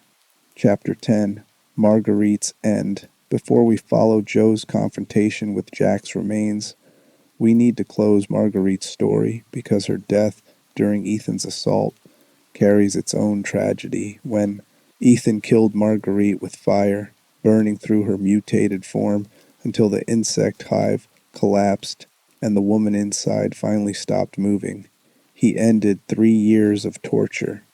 Marguerite had been conscious through every moment of her infection, forced to watch herself hunt and kill while something else controlled her actions. Death was mercy, but it was also failure.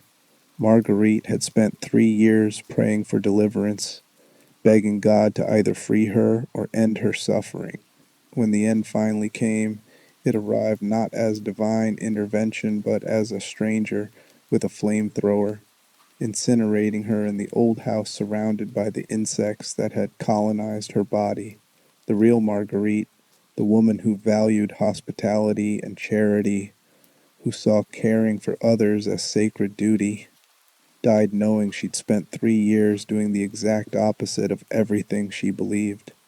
She'd murdered guests she'd invited into her home. She'd hunted children through her house while they begged for mercy. She'd watched herself betray every value she held and couldn't stop it.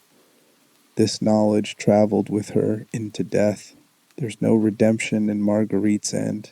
No moment where she breaks free and tells Ethan she's grateful or forgives herself. She just burns, conscious until the fire destroys enough neural tissue that consciousness ceases, and then she's gone. Her body remains in the old house, calcified by the mold into a permanent sculpture of her final mutation. When authorities eventually investigate the property, they'll find her there, evidence of what the infection could do to a human body, given enough time. They'll document her remains, photograph the insect hive that consumed her, and file reports that clinical language can't adequately describe. But they won't know who she was before. They won't know about the woman who welcomed strangers, who cooked for church events, who loved her daughter, and tried desperately to resist the infection even as it consumed her. They'll only see the monster she became, and that monster will define her in every official record. This is part of the Bakers' tragedy. Their deaths erase who they were. Jack becomes primary infected subject, extreme regenerative capabilities. Marguerite becomes secondary infected subject, parasitic insect colonization. Lucas becomes tertiary subject, willing collaborator with hostile organization. The people they were before October 2014 disappear beneath clinical terminology that reduces them to symptoms and threat assessments. Zoe is the only one who remembers them as people, and after 3 years of watching them commit atrocities, even her memories are contaminated by what they became. Chapter 11, Lucas's Betrayal and Escape. While Ethan was fighting through the main house, Lucas Baker was executing his exit strategy. He'd monitored Ethan's progress through cameras placed throughout the property, watched him kill Jack and Marguerite, and recognized that Eveline's containment was failing. If Ethan reached and killed the bioweapon, the entire experiment would collapse, authorities would investigate, and Lucas's arrangement with the connections would be exposed. So Lucas gathered every piece of research data he'd accumulated, downloaded 3 years of documentation about the infection and Eveline's capabilities, destroyed evidence that might incriminate his handlers, and left the property before final confrontation could occur. He didn't warn his family, didn't try to help Zoe despite knowing she was still resistant and might be saved. didn't feel any guilt about abandoning them to whatever Ethan would do. Lucas had stopped thinking of the Bakers as his family years ago.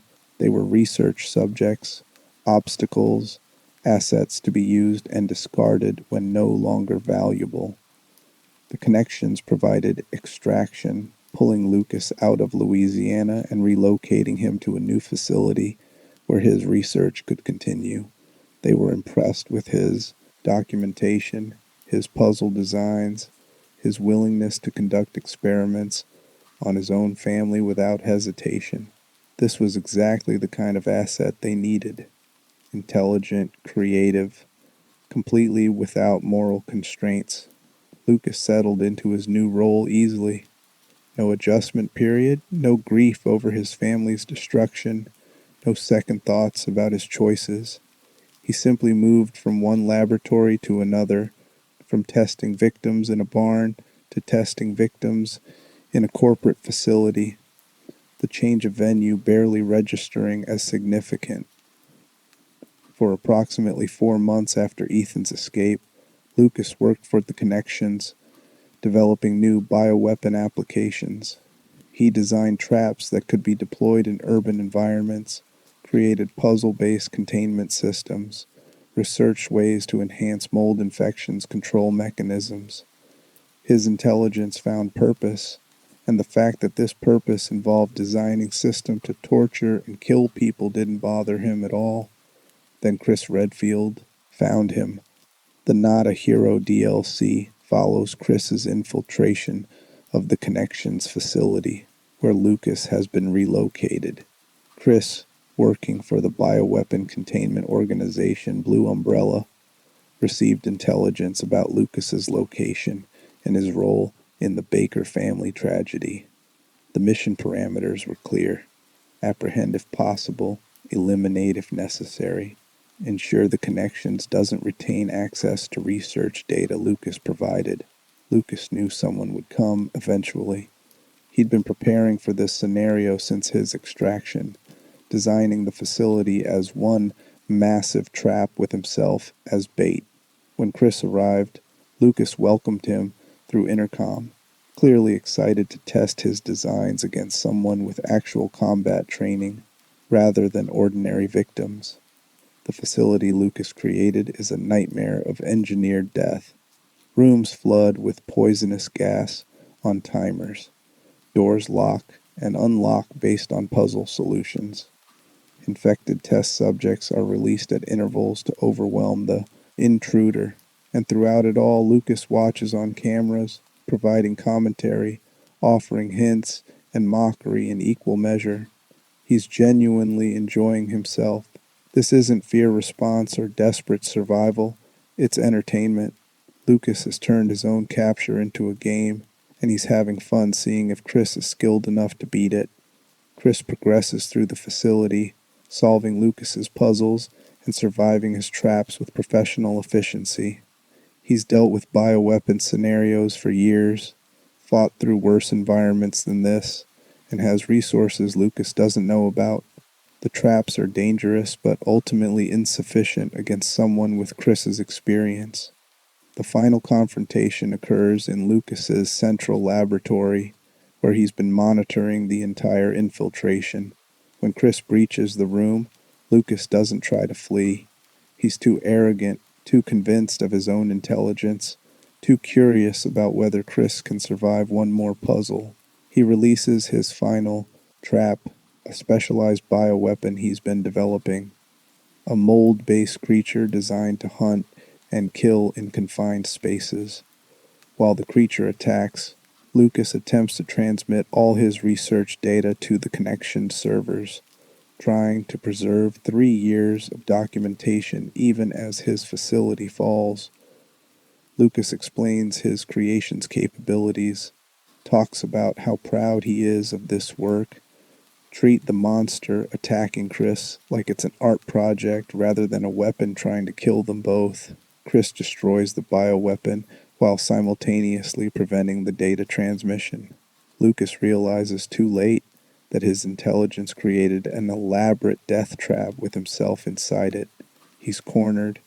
His creature is dead, His data is corrupted, and Chris Redfield has no intention of letting him walk away.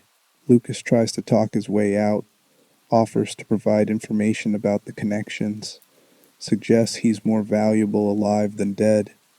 Chris doesn't negotiate with bioterrorists. Lucas Baker participated willingly in his family's tragedy, designed death traps that killed dozens of people, and would continue doing so indefinitely if allowed to escape. Chris eliminates him in the ensuing combat. Lucas's mold-enhanced regeneration proves insufficient against someone with decades of experience fighting bioweapon threats. Lucas dies in his laboratory, surrounded by his research, his last expression showing genuine surprise that someone actually killed him. He'd spent so long viewing other people as test subjects that he forgot he was also mortal, also killable, also subject to consequences. His death is the least tragic of the Baker family. Jack and Marguerite died as victims forced to become monsters. Zoe nearly died trying to resist. Lucas died as exactly what he chose to be, a willing participant in atrocity who found purpose in suffering. The only sadness in Lucas's death is the waste. His intelligence could have accomplished remarkable things in legitimate fields. His engineering skills could have helped people. Instead, he chose to build torture devices and collaborate with bioterrorists, and died before age 30 because he couldn't conceive of a world where his actions had permanent consequences. Chapter 12. Zoe's calcification. Let's return to Zoe, calcifying in a swamp shack while her uncle fights his way toward her. The infection that Zoe resisted for 3 years starts killing her within days of Eveline's death. This seems paradoxical. Shouldn't Eveline's death free Zoe from the infection? Shouldn't the mold become inert once the controlling intelligence is eliminated? In theory, yes. In practice, Zoe's body has been colonized by mold biomass for over 1,000 days. That tissue has integrated with her nervous system, replaced portions of her organs, become part of her physical structure. When Eveline died, the biomass stopped following external commands, but it didn't disappear. It remained active, and without a controlling will to direct it, the mold defaulted to its base imperative: consume and spread. Zoe's resistance, which kept her autonomous while infected, becomes a liability post-Eveline. Her immune system recognizes the mold as foreign and tries to fight it. The mold tissue responds by hardening, calcifying, creating shells of crystal-like material that protect it from immune response. This calcification spreads from Zoe's extremities inward, slowly turning her body into a statue while she remains conscious and aware. This is how Joe finds her, partially calcified, barely conscious, hours from complete petrification.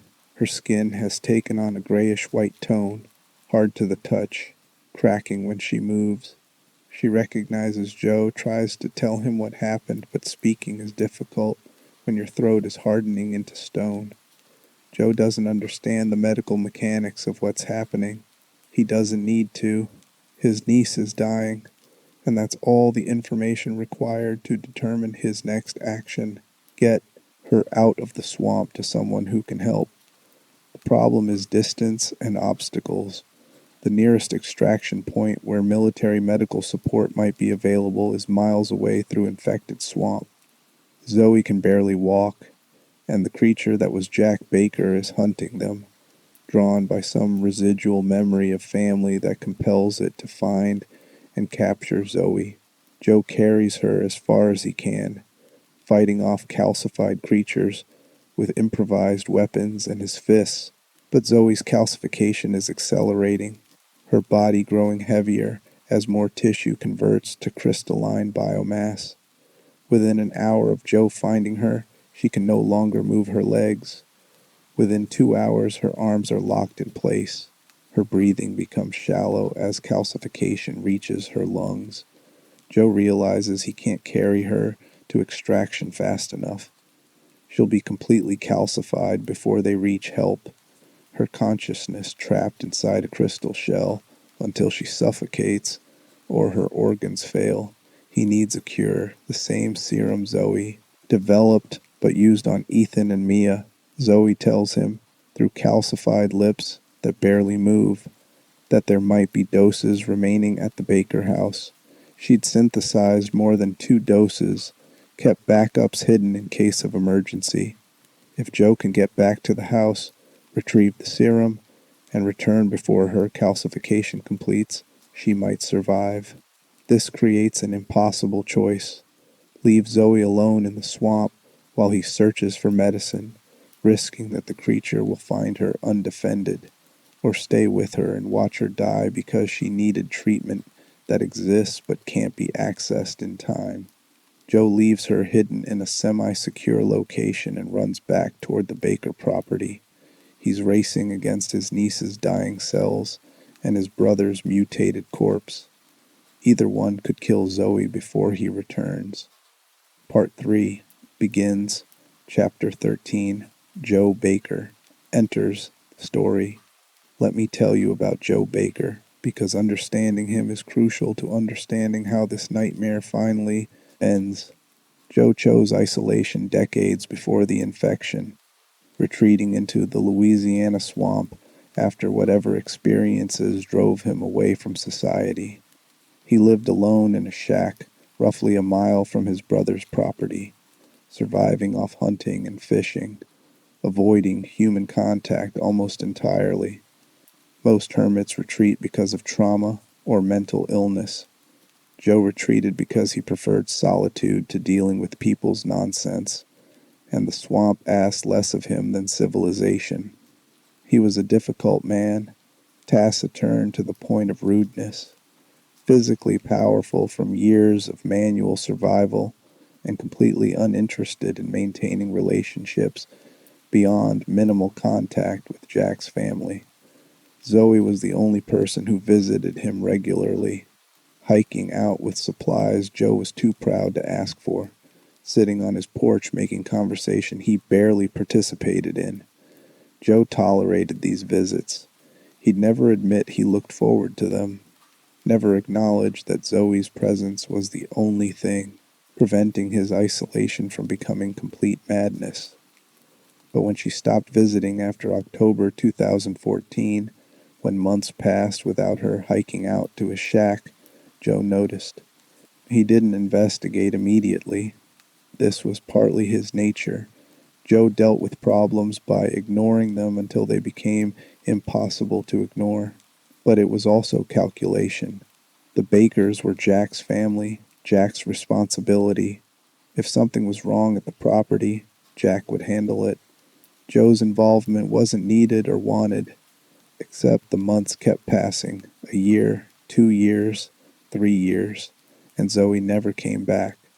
Joe heard stories from other swamp dwellers, the few people he encountered occasionally, rumors about the Baker property, about how locals avoided it now, about strange sounds, and strangers who went there and never left. Joe dismissed these as swamp gossip, the kind of stories isolated communities tell about abandoned houses and families that keep to themselves. Then the military arrived, establishing quarantine perimeters, questioning anyone who lived near the Baker property, soldiers in contamination gear asking Joe if he'd noticed anything unusual, if he'd had contact with his brother, if he'd experienced any symptoms they listed off that sounded like science fiction. That's when Joe knew something genuinely wrong had happened. The military doesn't quarantine rural Louisiana for family disputes or local crime. Whatever had occurred at Jack's property was significant enough to warrant federal response, and that meant Zoe was potentially in danger. Joe approached the quarantine line and was turned away, soldiers telling him the area was restricted due to bioweapon contamination, that civilians couldn't enter under any circumstances. They suggested he evacuate to a safe zone until the situation was contained. Joe went back to his shack, gathered supplies, and entered the quarantine zone through routes the military hadn't found because they didn't know the swamp like someone who'd lived in it for 30 years. If his niece was in trouble, soldiers with procedures and protocols weren't going to get to her fast enough. Joe would get her himself. What he found in the swamp horrified him in ways his isolation hadn't prepared him for. The local wildlife had been transformed. Alligators covered in calcified mold, moving with sluggish aggression, attacking anything that moved.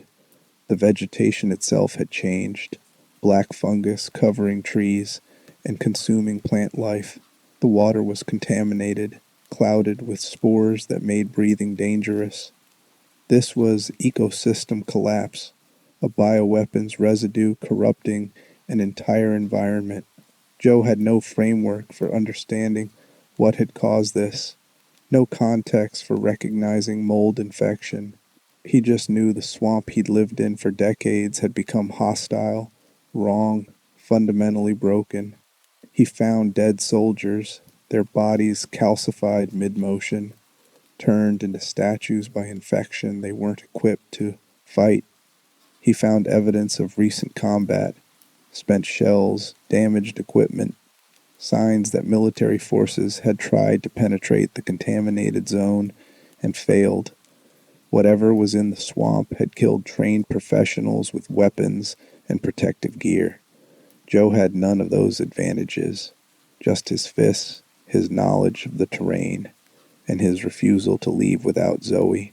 He tracked through the infected territory, following half-remembered paths toward the Baker property. The house, when he finally reached it, was barely recognizable. The building had been consumed by mold, organic growth replacing wood and drywall, the structure looking more like a growth than architecture.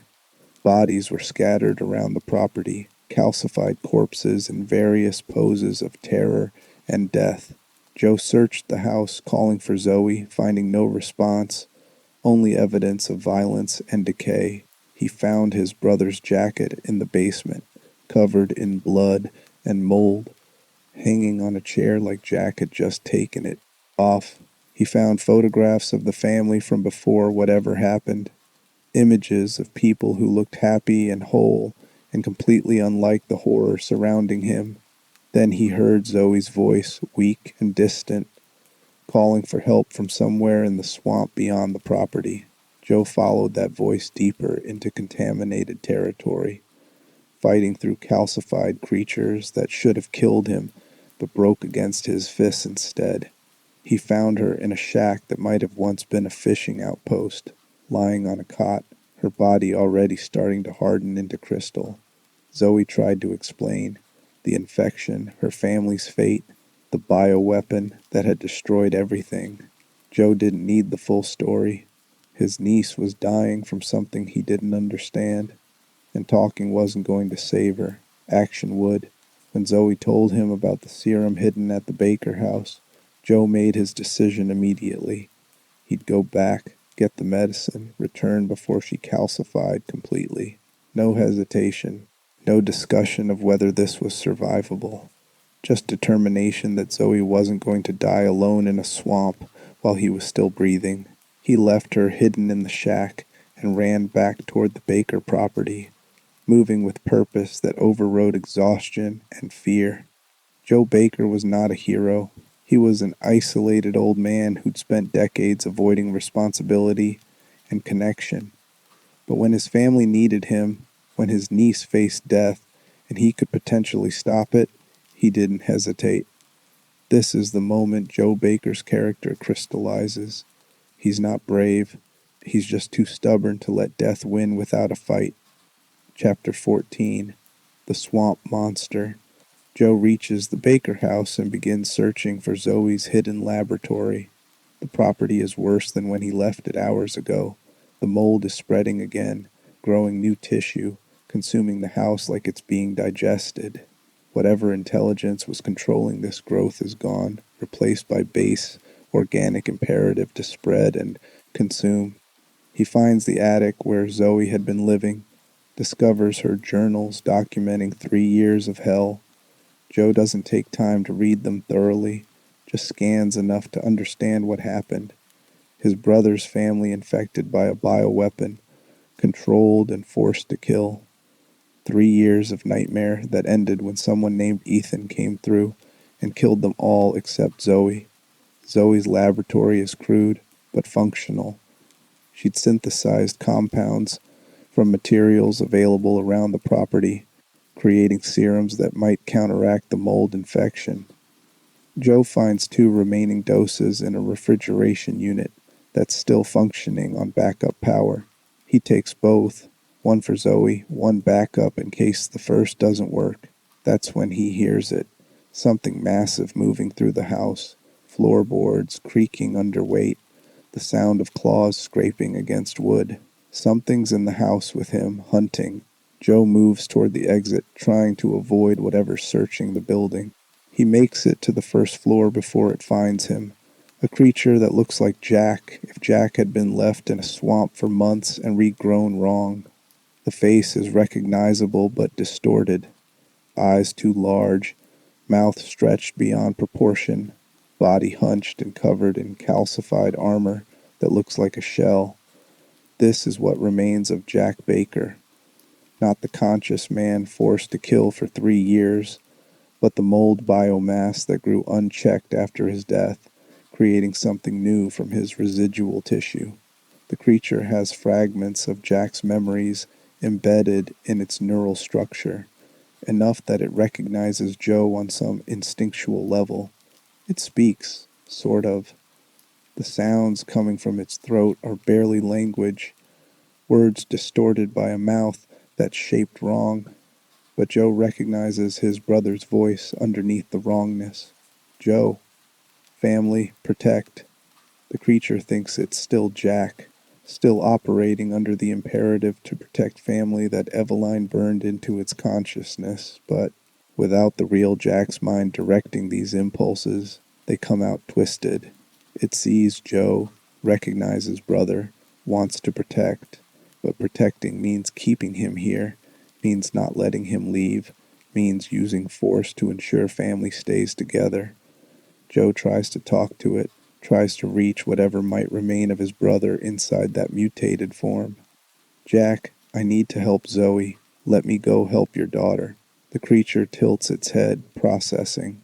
The word daughter triggers something, a memory fragment surfacing. It knows daughter, Zoe family. It's been looking for her, driven by residual instinct to find her and keep her safe in the only way this mindless thing understands safety. Capture and contain. Zoe, find Zoe, keep safe. Joe realizes the creature wants the same thing he wants, to get to Zoe, but for completely different reasons. Joe wants to cure her and get her out of the swamp. The creature wants to take her somewhere it considers safe and keep her there forever, acting out a protective instinct that's become predatory.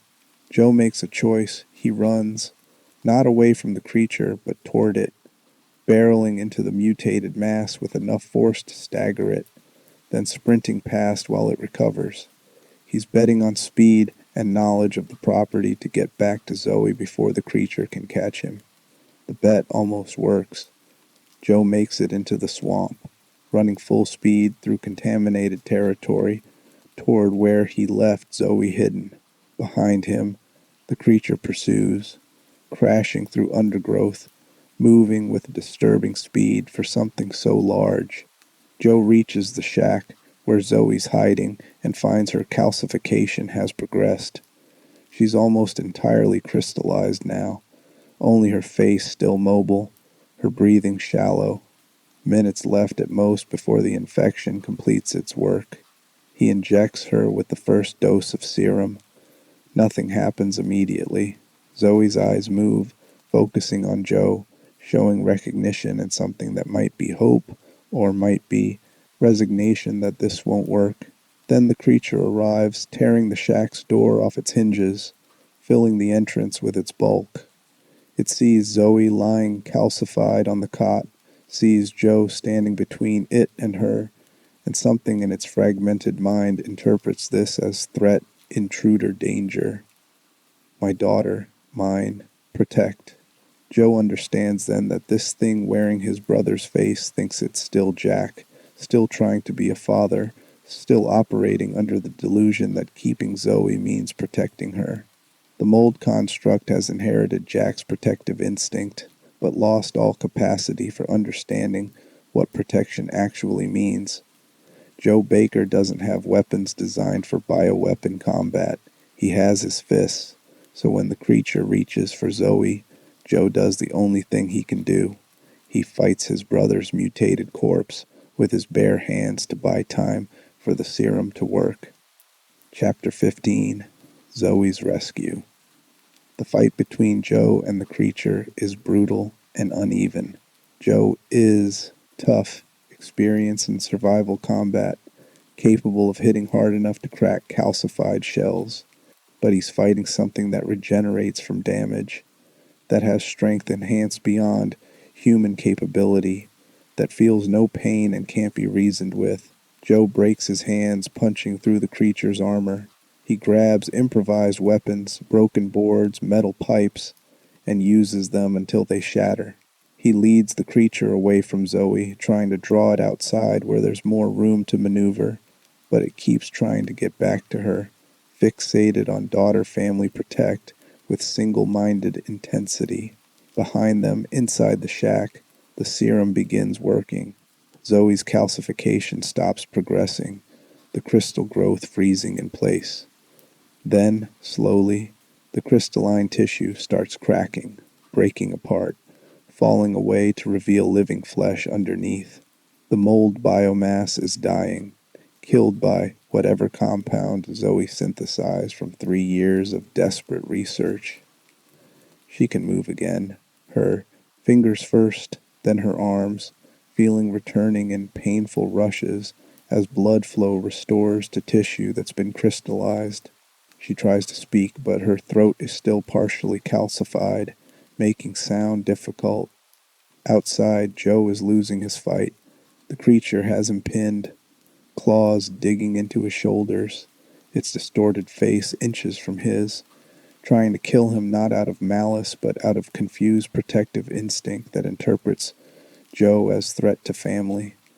Joe can smell the rot on its breath, can see intelligence in its eyes that's definitely present but completely non-functional, like looking at a computer screen showing error messages. Then Zoe appears in the doorway, no longer calcified, moving shakily but moving. She sees the creature that used to be her father, sees it about to kill Joe, and does something that shouldn't work, but does. She addresses the creature directly, her voice damaged from calcification, but still carrying the tone that identified her as family for 3 years. She uses the relationship that once existed between them, speaking to it the way she spoke to her father during those rare moments when the real Jack broke through Eveline's control long enough to show he was still aware inside the infection. The creature stops immediately. Its head turns toward her, eyes focusing, some deep pattern recognition activating in whatever neural tissue remains functional. It knows this voice, knows daughter Zoe family, knows on some fundamental level that this person is important, precious, protect. She asks it to release Joe, her tone carrying the same pleading quality that occasionally reached her father during his infection.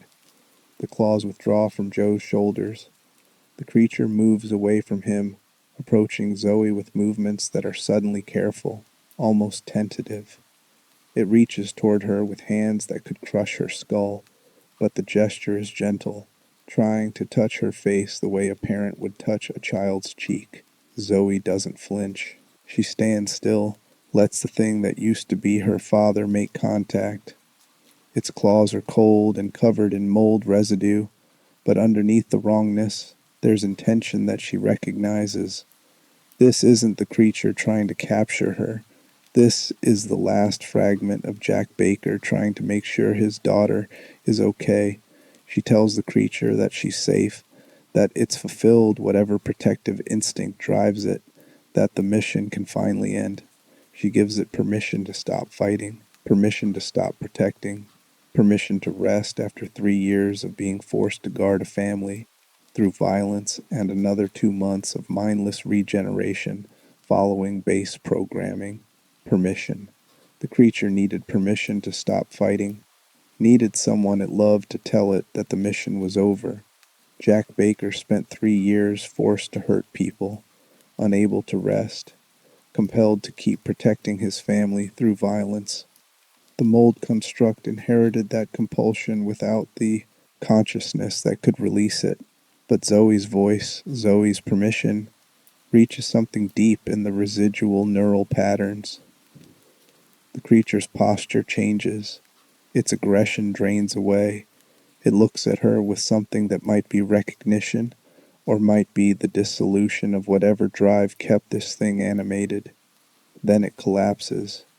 The mold tissue starts necrotizing, the biomass losing cohesion, the creature's body breaking apart into chunks of calcified fungus that no longer hold together as a coherent organism. Within minutes, there's nothing left but a mound of biological debris that used to be Jack Baker's remains.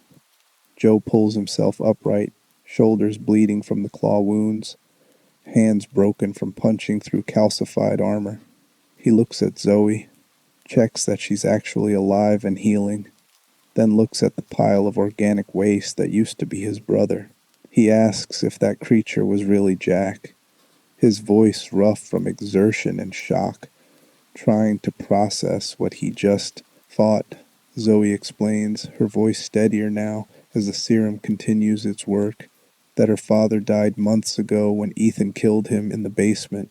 What Joe fought was just the mold biomass that had saturated Jack's body, regenerating without consciousness or purpose, animated by residual instinct rather than the man himself.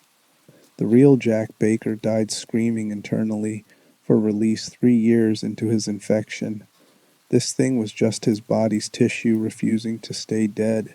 They stand in silence for a moment, two survivors in a contaminated swamp, surrounded by the remains of a family that destroyed itself, trying to help a little girl during a hurricane. Joe doesn't know the full story yet.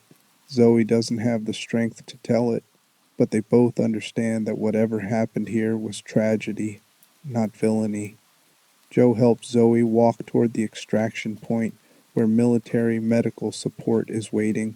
The soldiers see them approaching, an old man supporting a young woman, both covered in wounds and mold residue, and immediately move to provide assistance. Zoe is triaged, treated, quarantined for observation to ensure the infection is completely neutralized. Joe is also quarantined, checked for infection exposure, debriefed about what he saw in the swamp. He doesn't tell them everything. Some of it he can't explain. How the calcified corpse of his brother attacked him, how his niece stopped it with her voice, how the last piece of Jack Baker dissolved into fungal waste when given permission to rest. The military reports will say that Joe Baker entered a contaminated zone, retrieved his infected niece, and fought through hostile bioweapon organisms to reach safety. This is technically accurate, but misses the human story underneath the clinical facts. When Chris Redfield and Blue Umbrella medical teams arrive at the extraction point minutes after Joe gets Zoe out of the swamp, they administer the proper anti-mold treatment that completes what Joe's serum began. The makeshift cure Zoe developed stabilized her long enough to survive, but it took Blue Umbrella's resources to fully eliminate the infection from her system.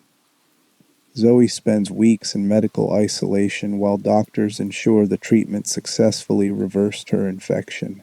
The calcification doesn't return. The mold biomass dies and is eliminated by her recovered immune system. Physically, she heals completely. The infection left no permanent damage to her organs or tissue. Psychologically, she'll never fully recover. You don't watch your family become monsters for 3 years, resist infection through constant mental warfare, watch them die and come out undamaged. Zoe will carry that trauma forever, but she's alive, and given what happened to everyone else who was infected at the Baker property, survival counts as victory. Chapter 16. Lucas's Final Stand. Let's return briefly to Lucas's death, because it matters how his story ended compared to his family's. When Chris Redfield killed Lucas in the Connections facility, it was approximately 4 months after Ethan's escape from Louisiana. Lucas had been free from the Baker property, free from any consequences for his choices, building new traps, and conducting new experiments for an organization that valued his complete absence of ethics. He died still believing he was the smartest person in any room. His last thoughts, in the seconds before Chris's bullets destroyed enough of his brain to stop consciousness, were probably calculations, wondering where his trap design failed, what variable he hadn't accounted for, how someone had beaten his carefully constructed death maze. Lucas never experienced remorse. He never questioned whether collaborating in his family's destruction was wrong. He never wondered if the 17-plus people who died at the Baker property deserved better than being test subjects for his entertainment. His psychological makeup simply didn't include the capacity for that kind of reflection. So, some ways, Lucas's death was the cleanest of the Baker family. He chose his path consciously, pursued it with full awareness of the consequences to others, and died doing exactly what he wanted to be doing. There's no tragedy in Lucas's end beyond the waste of intelligence that could have been used for literally anything else. But his death does close one question: whether someone freed from Eveline's control could choose to be better. Lucas proved they could choose, and that the choice might be to become worse. His sister Zoe chose resistance and survival. Lucas chose collaboration and sadism. Both had the same opportunity to make different decisions.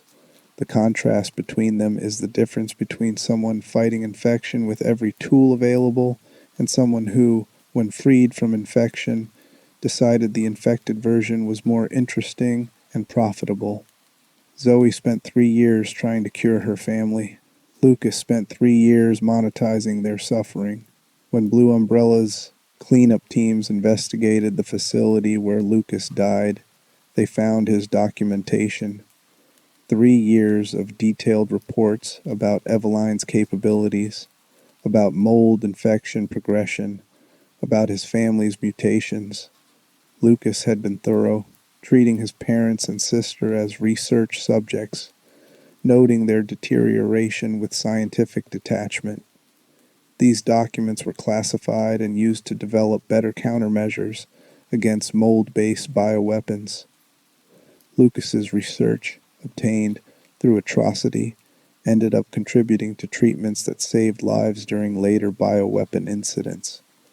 This doesn't redeem him. Nothing could redeem the choices he made, but it does mean his work had consequences beyond the immediate suffering he caused.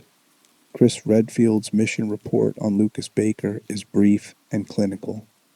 Subject eliminated, research data secured, threat neutralized. No mention of the fact that Chris had just killed someone's son and brother, that Lucas was once a child in Louisiana who went to school and had friends, and might have become someone different if his personality had developed along normal lines. But Chris has been fighting bioweapon terrorism for decades. He's seen too many tragedies to mourn every individual casualty, especially ones who chose to be threats. Lucas Baker made his choices. Chris responded with the permanent solution those choices required. And that's the end of Lucas, dead in a laboratory he designed, killed by someone who didn't care about his intelligence or his potential, reduced to a mission objective successfully completed. Chapter 17, What Remains. The Baker property was quarantined for 18 months after Ethan's escape. Military teams in contamination gear entered cautiously, documented everything, collected samples of the mold growth, cataloged the bodies they found. The house was photographed from every angle, evidence markers placed next to bloodstains and organic growth, the whole site treated as both crime scene and bioweapon containment area. Multiple victims were identified from remains found on the property, at least a dozen confirmed, with the exact total never fully determined due to the state of some remains. Most were reduced to calcified corpses, their final moments preserved in crystallized tissue. A few were further degraded, consumed by mold or by the Bakers themselves during their 3 years of infection. Families were notified when possible. Bodies were returned when identification could be confirmed. Jack and Marguerite Baker's remains were also documented. Jack's biomass had been scattered across the swamp after Joe's confrontation with the regenerated creature, but enough tissue was recovered to confirm identity through DNA. Marguerite's calcified body was found in the old house, still in the position where she died fighting Ethan. The insect hive that had colonized her long since dispersed. Both were declared victims of Eveline's bioweapon infection, their deaths attributed to factors beyond their control. The official reports acknowledged that Jack and Marguerite Baker were forced to commit their crimes while under parasitic control, that they retained consciousness throughout their infection, and that they should be remembered as casualties rather than perpetrators. This designation mattered legally and morally. It meant the Baker family's remaining assets, the property, what little money they'd had, went to Zoe rather than being seized as proceeds of criminal activity. It meant their names weren't added to criminal databases. It meant that when people told the story of what happened in Dulvey, Louisiana, they could frame it as tragedy rather than serial murder. The legal designation doesn't change public perception. The Baker house became infamous, the subject of true crime documentaries and horror story retellings that emphasized the murders while glossing over the infection and control. Jack and Marguerite became the Baker killers in popular culture, their 3 years of conscious suffering reduced to sensational details about torture and cannibalism. Zoe tried to correct the narrative when interviewed by investigators and journalists. She explained about Eveline's control, about her parents fighting the infection, about how they were victims forced to become monsters. Some people believed her. Others thought she was making excuses for her family, that claiming mind control was convenient fiction to avoid accepting that her parents were simply evil. This is part of Zoe's ongoing trauma, watching people misunderstand and demonize her family, knowing the truth but being unable to make everyone believe it.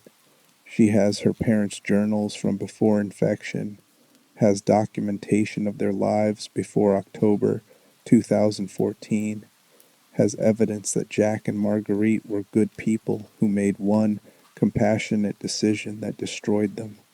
But evidence doesn't compete well with horror stories. The narrative of the Baker killers is more compelling than the reality of the Baker family tragedy.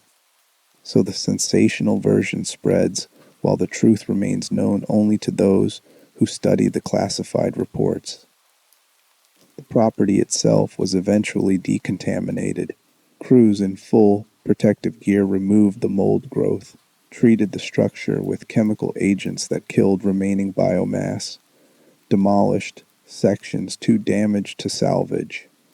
The process took months and cost millions in federal funding. When finished, the Baker house was structurally sound but psychologically uninhabitable. No one wants to live in a building where 17 people died and a family was destroyed by a bioweapon. Zoe inherited the property, but never returned to it. She couldn't face walking through rooms where she'd watched her parents hunt victims, where she'd spent 3 years hiding in the attic trying to develop a cure, where everything she'd lost was preserved in architecture and land. The property sits empty, legally owned by Zoe Baker but practically abandoned, slowly being reclaimed by the Louisiana swamp. Joe Baker returned to his shack after being cleared by medical teams. He'd been exposed to mold spores during his rescue of Zoe but hadn't developed infection. Either his biology was resistant or the exposure duration was insufficient. He went back to living alone, avoiding human contact, surviving off the land like he had before. But Zoe visits now, regularly, making the hike out to his shack every few weeks. They don't talk much. Joe was never conversational, and trauma hasn't made Zoe more talkative. But they sit on his porch, share meals, exist in each other's presence. They're the only ones left who remember the Baker family as people rather than monsters. They're the only ones who carry the full weight of what happened and what it cost. This shared knowledge creates a bond neither of them wants but both of them need. Zoe needs someone who knew her parents before infection, who can confirm that Jack and Marguerite were real people worth mourning. Joe needs to know his niece survived, that something good came out of his decision to enter that contaminated swamp and fight his brother's corpse with his fists. They don't call it healing, they call it surviving, and maybe that's more honest anyway. Chapter 18, The Psychological Aftermath. Let's examine what 3 years of infection and forced complicity does to a person's mind, because Zoe's survival came with psychological costs that medication and therapy can't fully address. She has complex PTSD from prolonged trauma, nightmares that replay her family's murders, intrusive memories of her parents' faces when they were hunting victims, flashbacks to moments where she almost succumbed to Eveline's control. These are expected symptoms, the kind that any trauma survivor experiences, treatable with appropriate therapeutic intervention. But Zoe also has survivor's guilt in its most devastating form. She was infected, alongside her family, but resisted while they succumbed. She watched multiple victims die over 3 years, at least a dozen that she knew of, and couldn't save any of them because doing so would have exposed her resistance and gotten her fully controlled or killed. She made constant calculations about when to help and when to hide, decisions that kept her alive but haunt her with what-ifs. What if she'd tried harder to save that first victim? What if she'd found a way to contact authorities earlier? What if she'd been braver, more clever, more willing to risk herself? These questions circle endlessly in her mind, creating guilt that logic can't eliminate. Rationally, Zoe knows she did everything possible. Emotionally, she believes she should have done more. She also carries the weight of her parents' suffering. Zoe knew Jack and Marguerite remained conscious through their infection, knew they were screaming internally every time they hurt someone, knew they were experiencing hell, and she couldn't free them. This knowledge means she can't be angry at them for what they did. They were victims, not perpetrators. But she also can't fully grieve them because their deaths came as relief after 3 years of torture. How do you mourn parents whose deaths you partially wanted because death was the only escape from their suffering? How do you process love and loss and guilt and relief all tangled together with no clear way to separate the emotions? Zoe's relationship with her own infection is also complicated. The mold was inside her for 3 years, integrated with her nervous system, partially controlling her body even when her will remained autonomous. She spent 1,000 days feeling something alien pressing against her consciousness, trying to force compliance, creating intrusive thoughts that felt like her own, but weren't. Even after being cured, she doesn't fully trust her own mind. She monitors her thoughts constantly, questioning whether her feelings and desires are genuinely hers or residual infection influence. This hypervigilance is exhausting and probably unnecessary. The serum eliminated the mold biomass and medical scans show no remaining infection.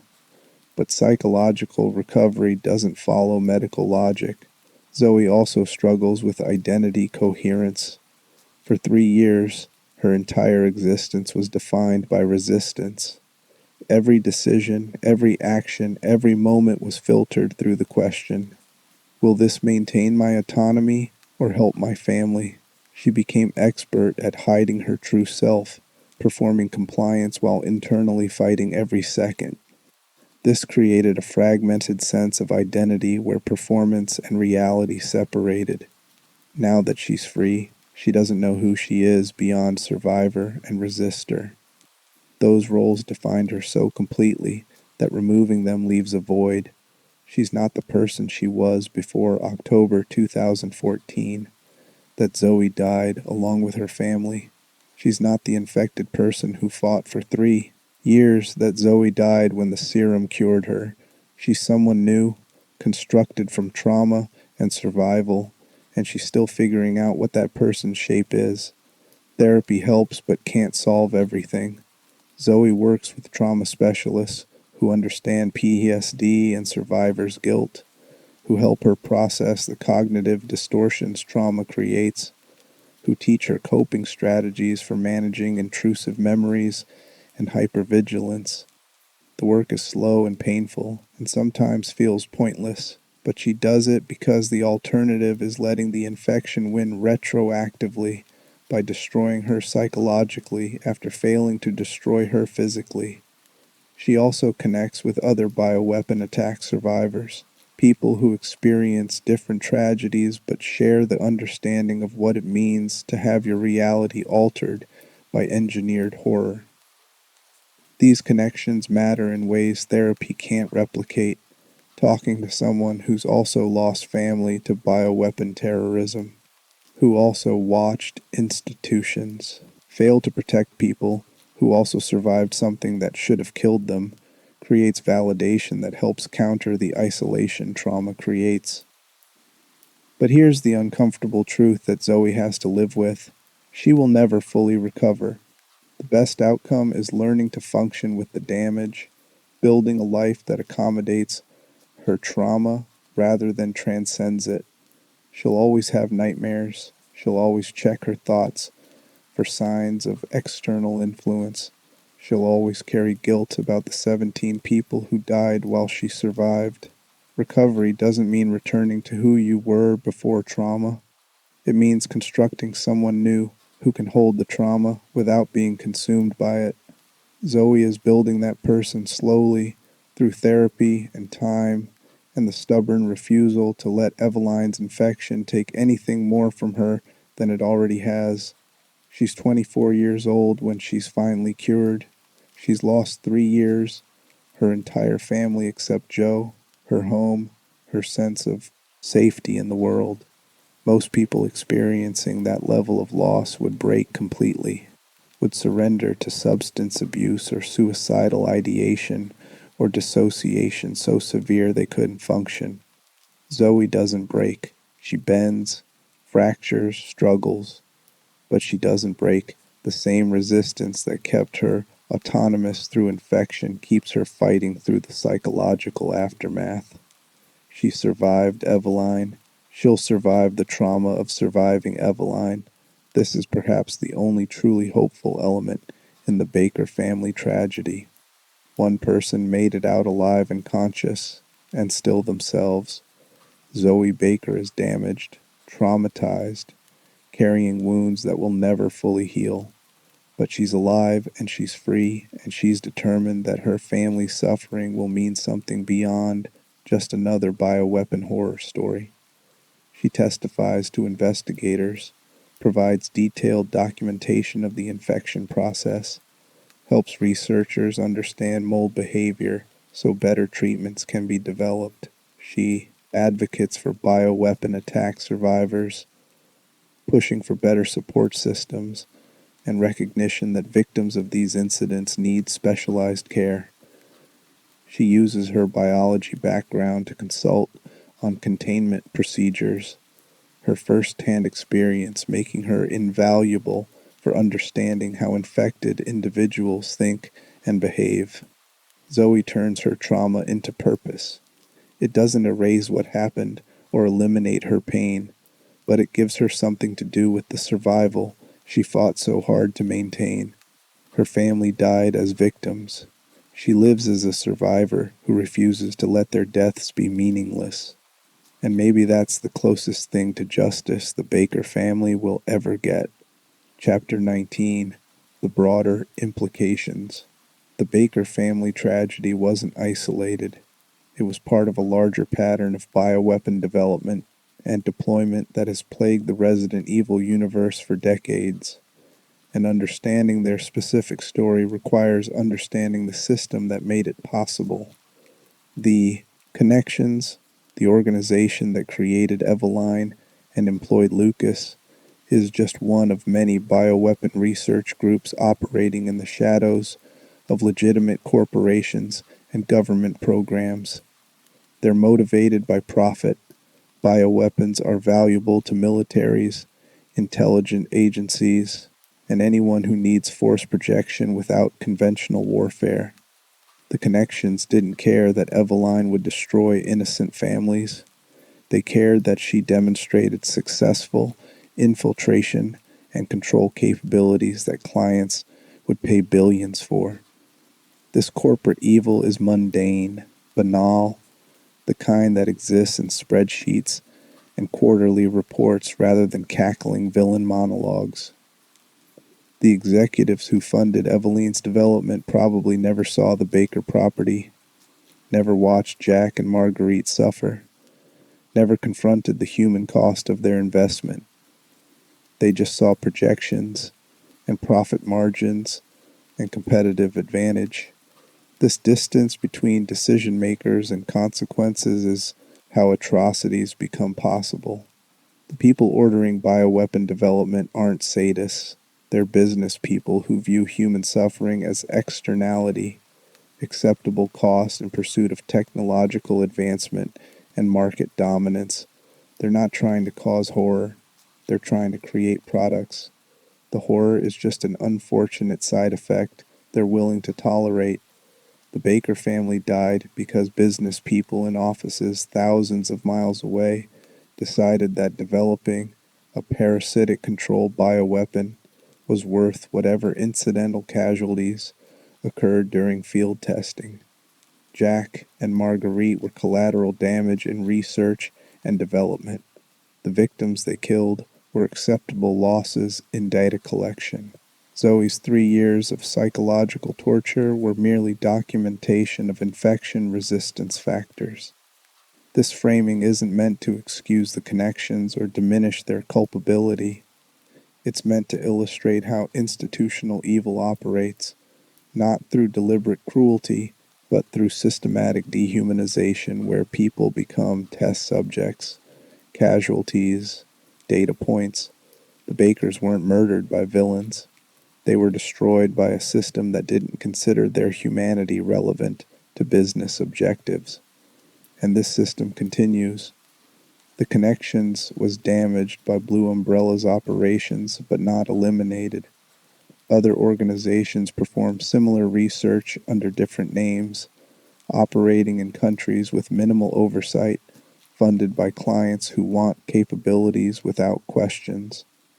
Every few years, another bioweapon incident occurs, another facility breaches containment, another town gets infected, another group of families is destroyed.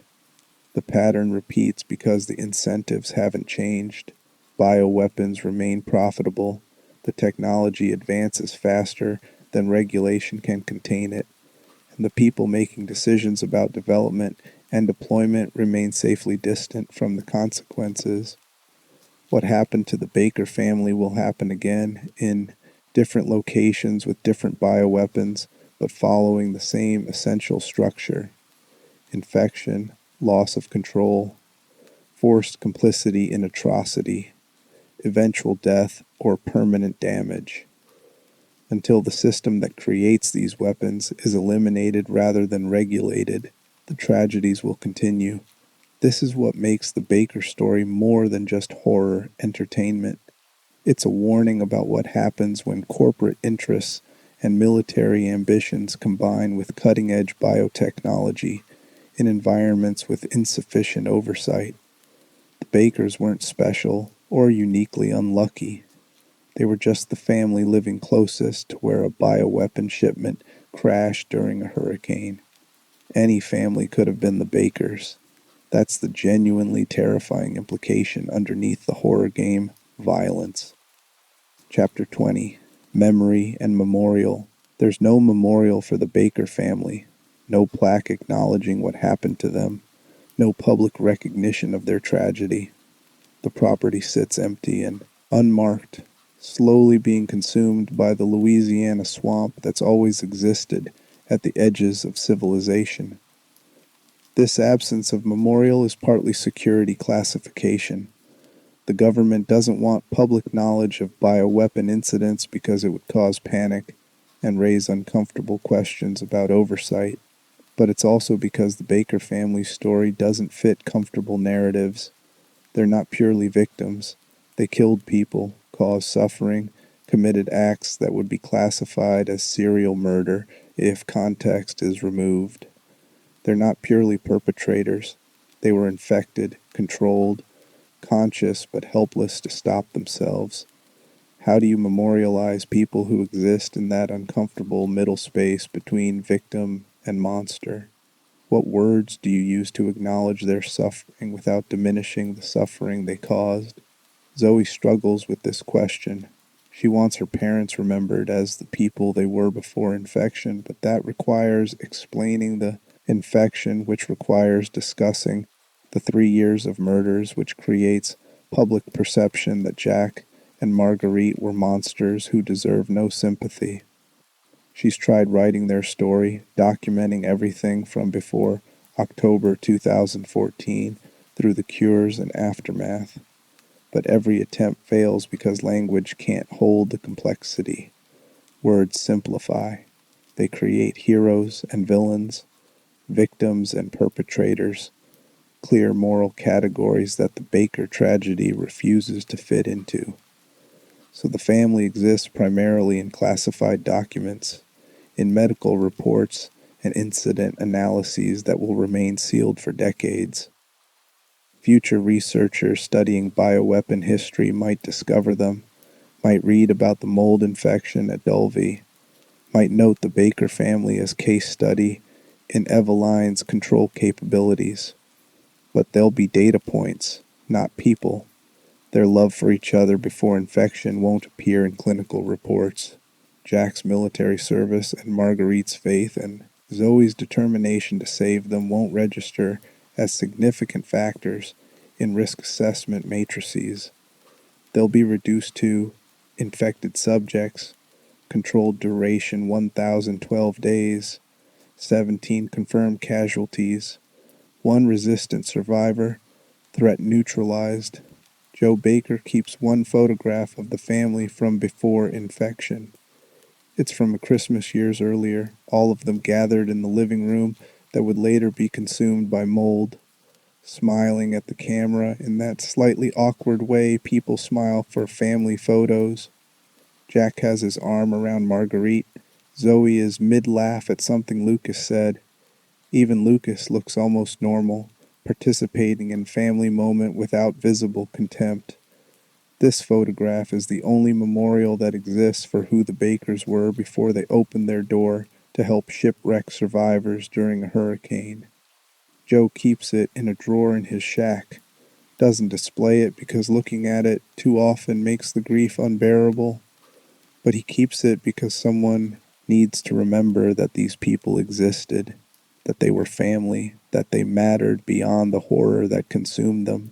Zoe has her own copy of the photograph. She looks at it sometimes, trying to remember what it felt like to be the person in that image, the Zoe who existed before infection and resistance and survival.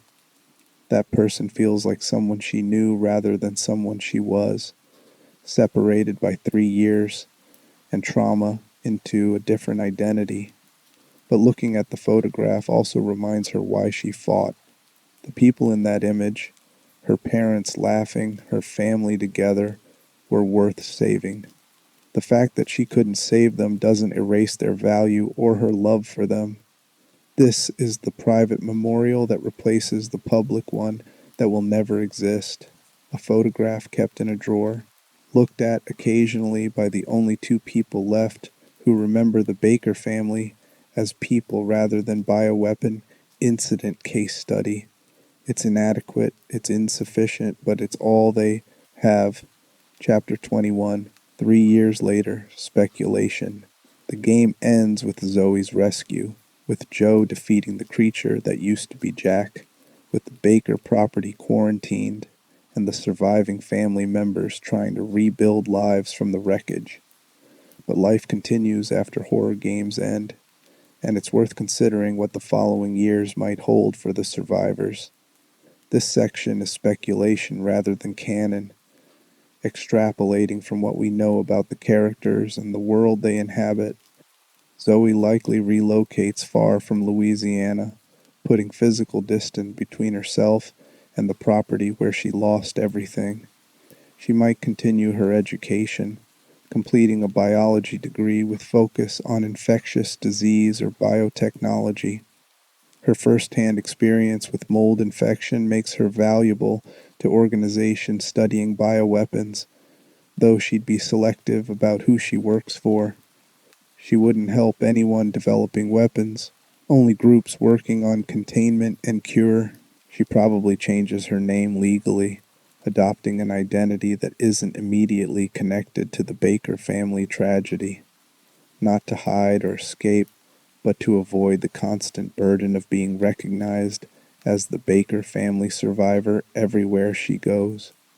She wants to be Zoe the person rather than Zoe the tragedy, and that requires separation from the name that's been sensationalized. Her relationships with people are complicated by trauma. She has difficulty trusting others. 3 years of watching her infected family perform normalcy made her hypervigilant about detecting deception. She probably experiences intense anxiety around hospitality situations.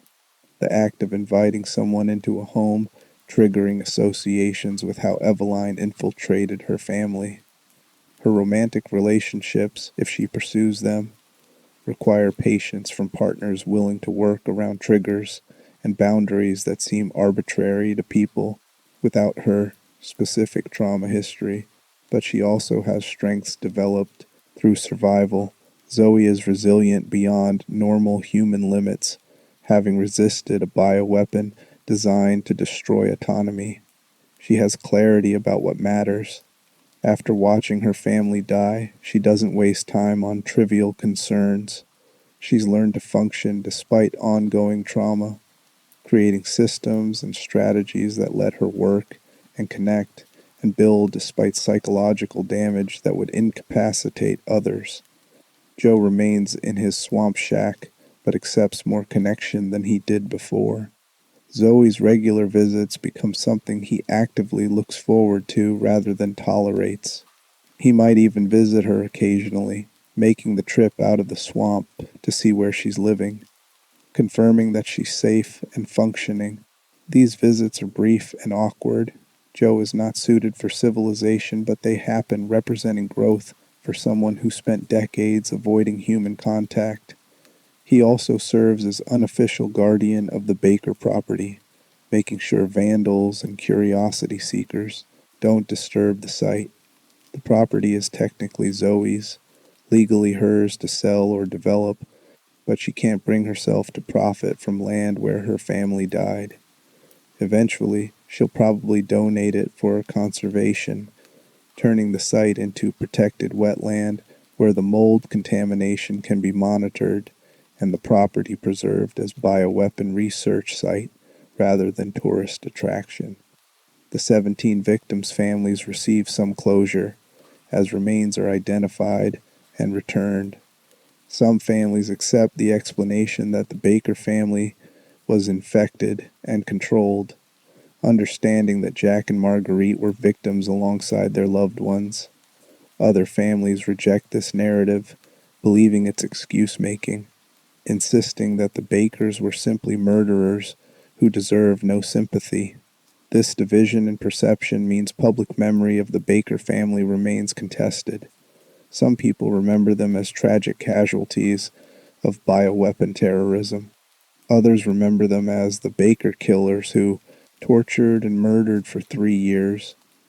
Both narratives exist simultaneously, neither fully accurate, both missing the complex reality of infection and control and consciousness and suffering that characterize the actual experience.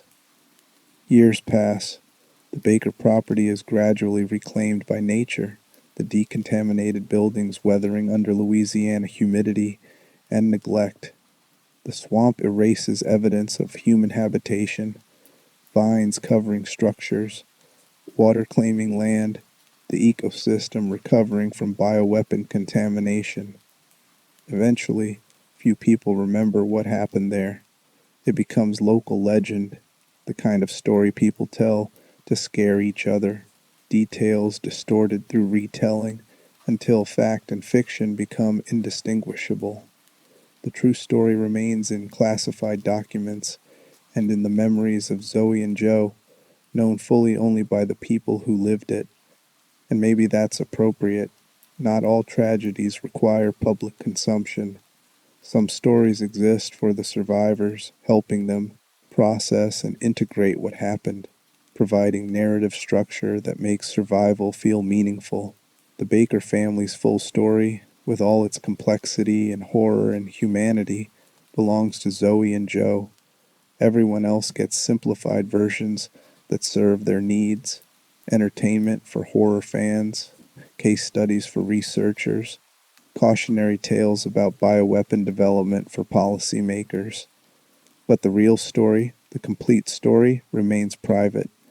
The Baker family died as people, not as entertainment, and Zoe's ongoing work to honor their memory involves protecting their humanity from exploitation while using her survival to prevent similar tragedies. She can't save her family, but she can save others by ensuring researchers understand mold infection behavior, by advocating for victims of bioweapon incidents, by making sure the next family facing similar circumstances has better support and faster intervention than the Bakers received. This forward-focused purpose helps Zoe survive the psychological aftermath. She's not just surviving for herself, she's surviving to make her family's suffering mean something beyond their deaths.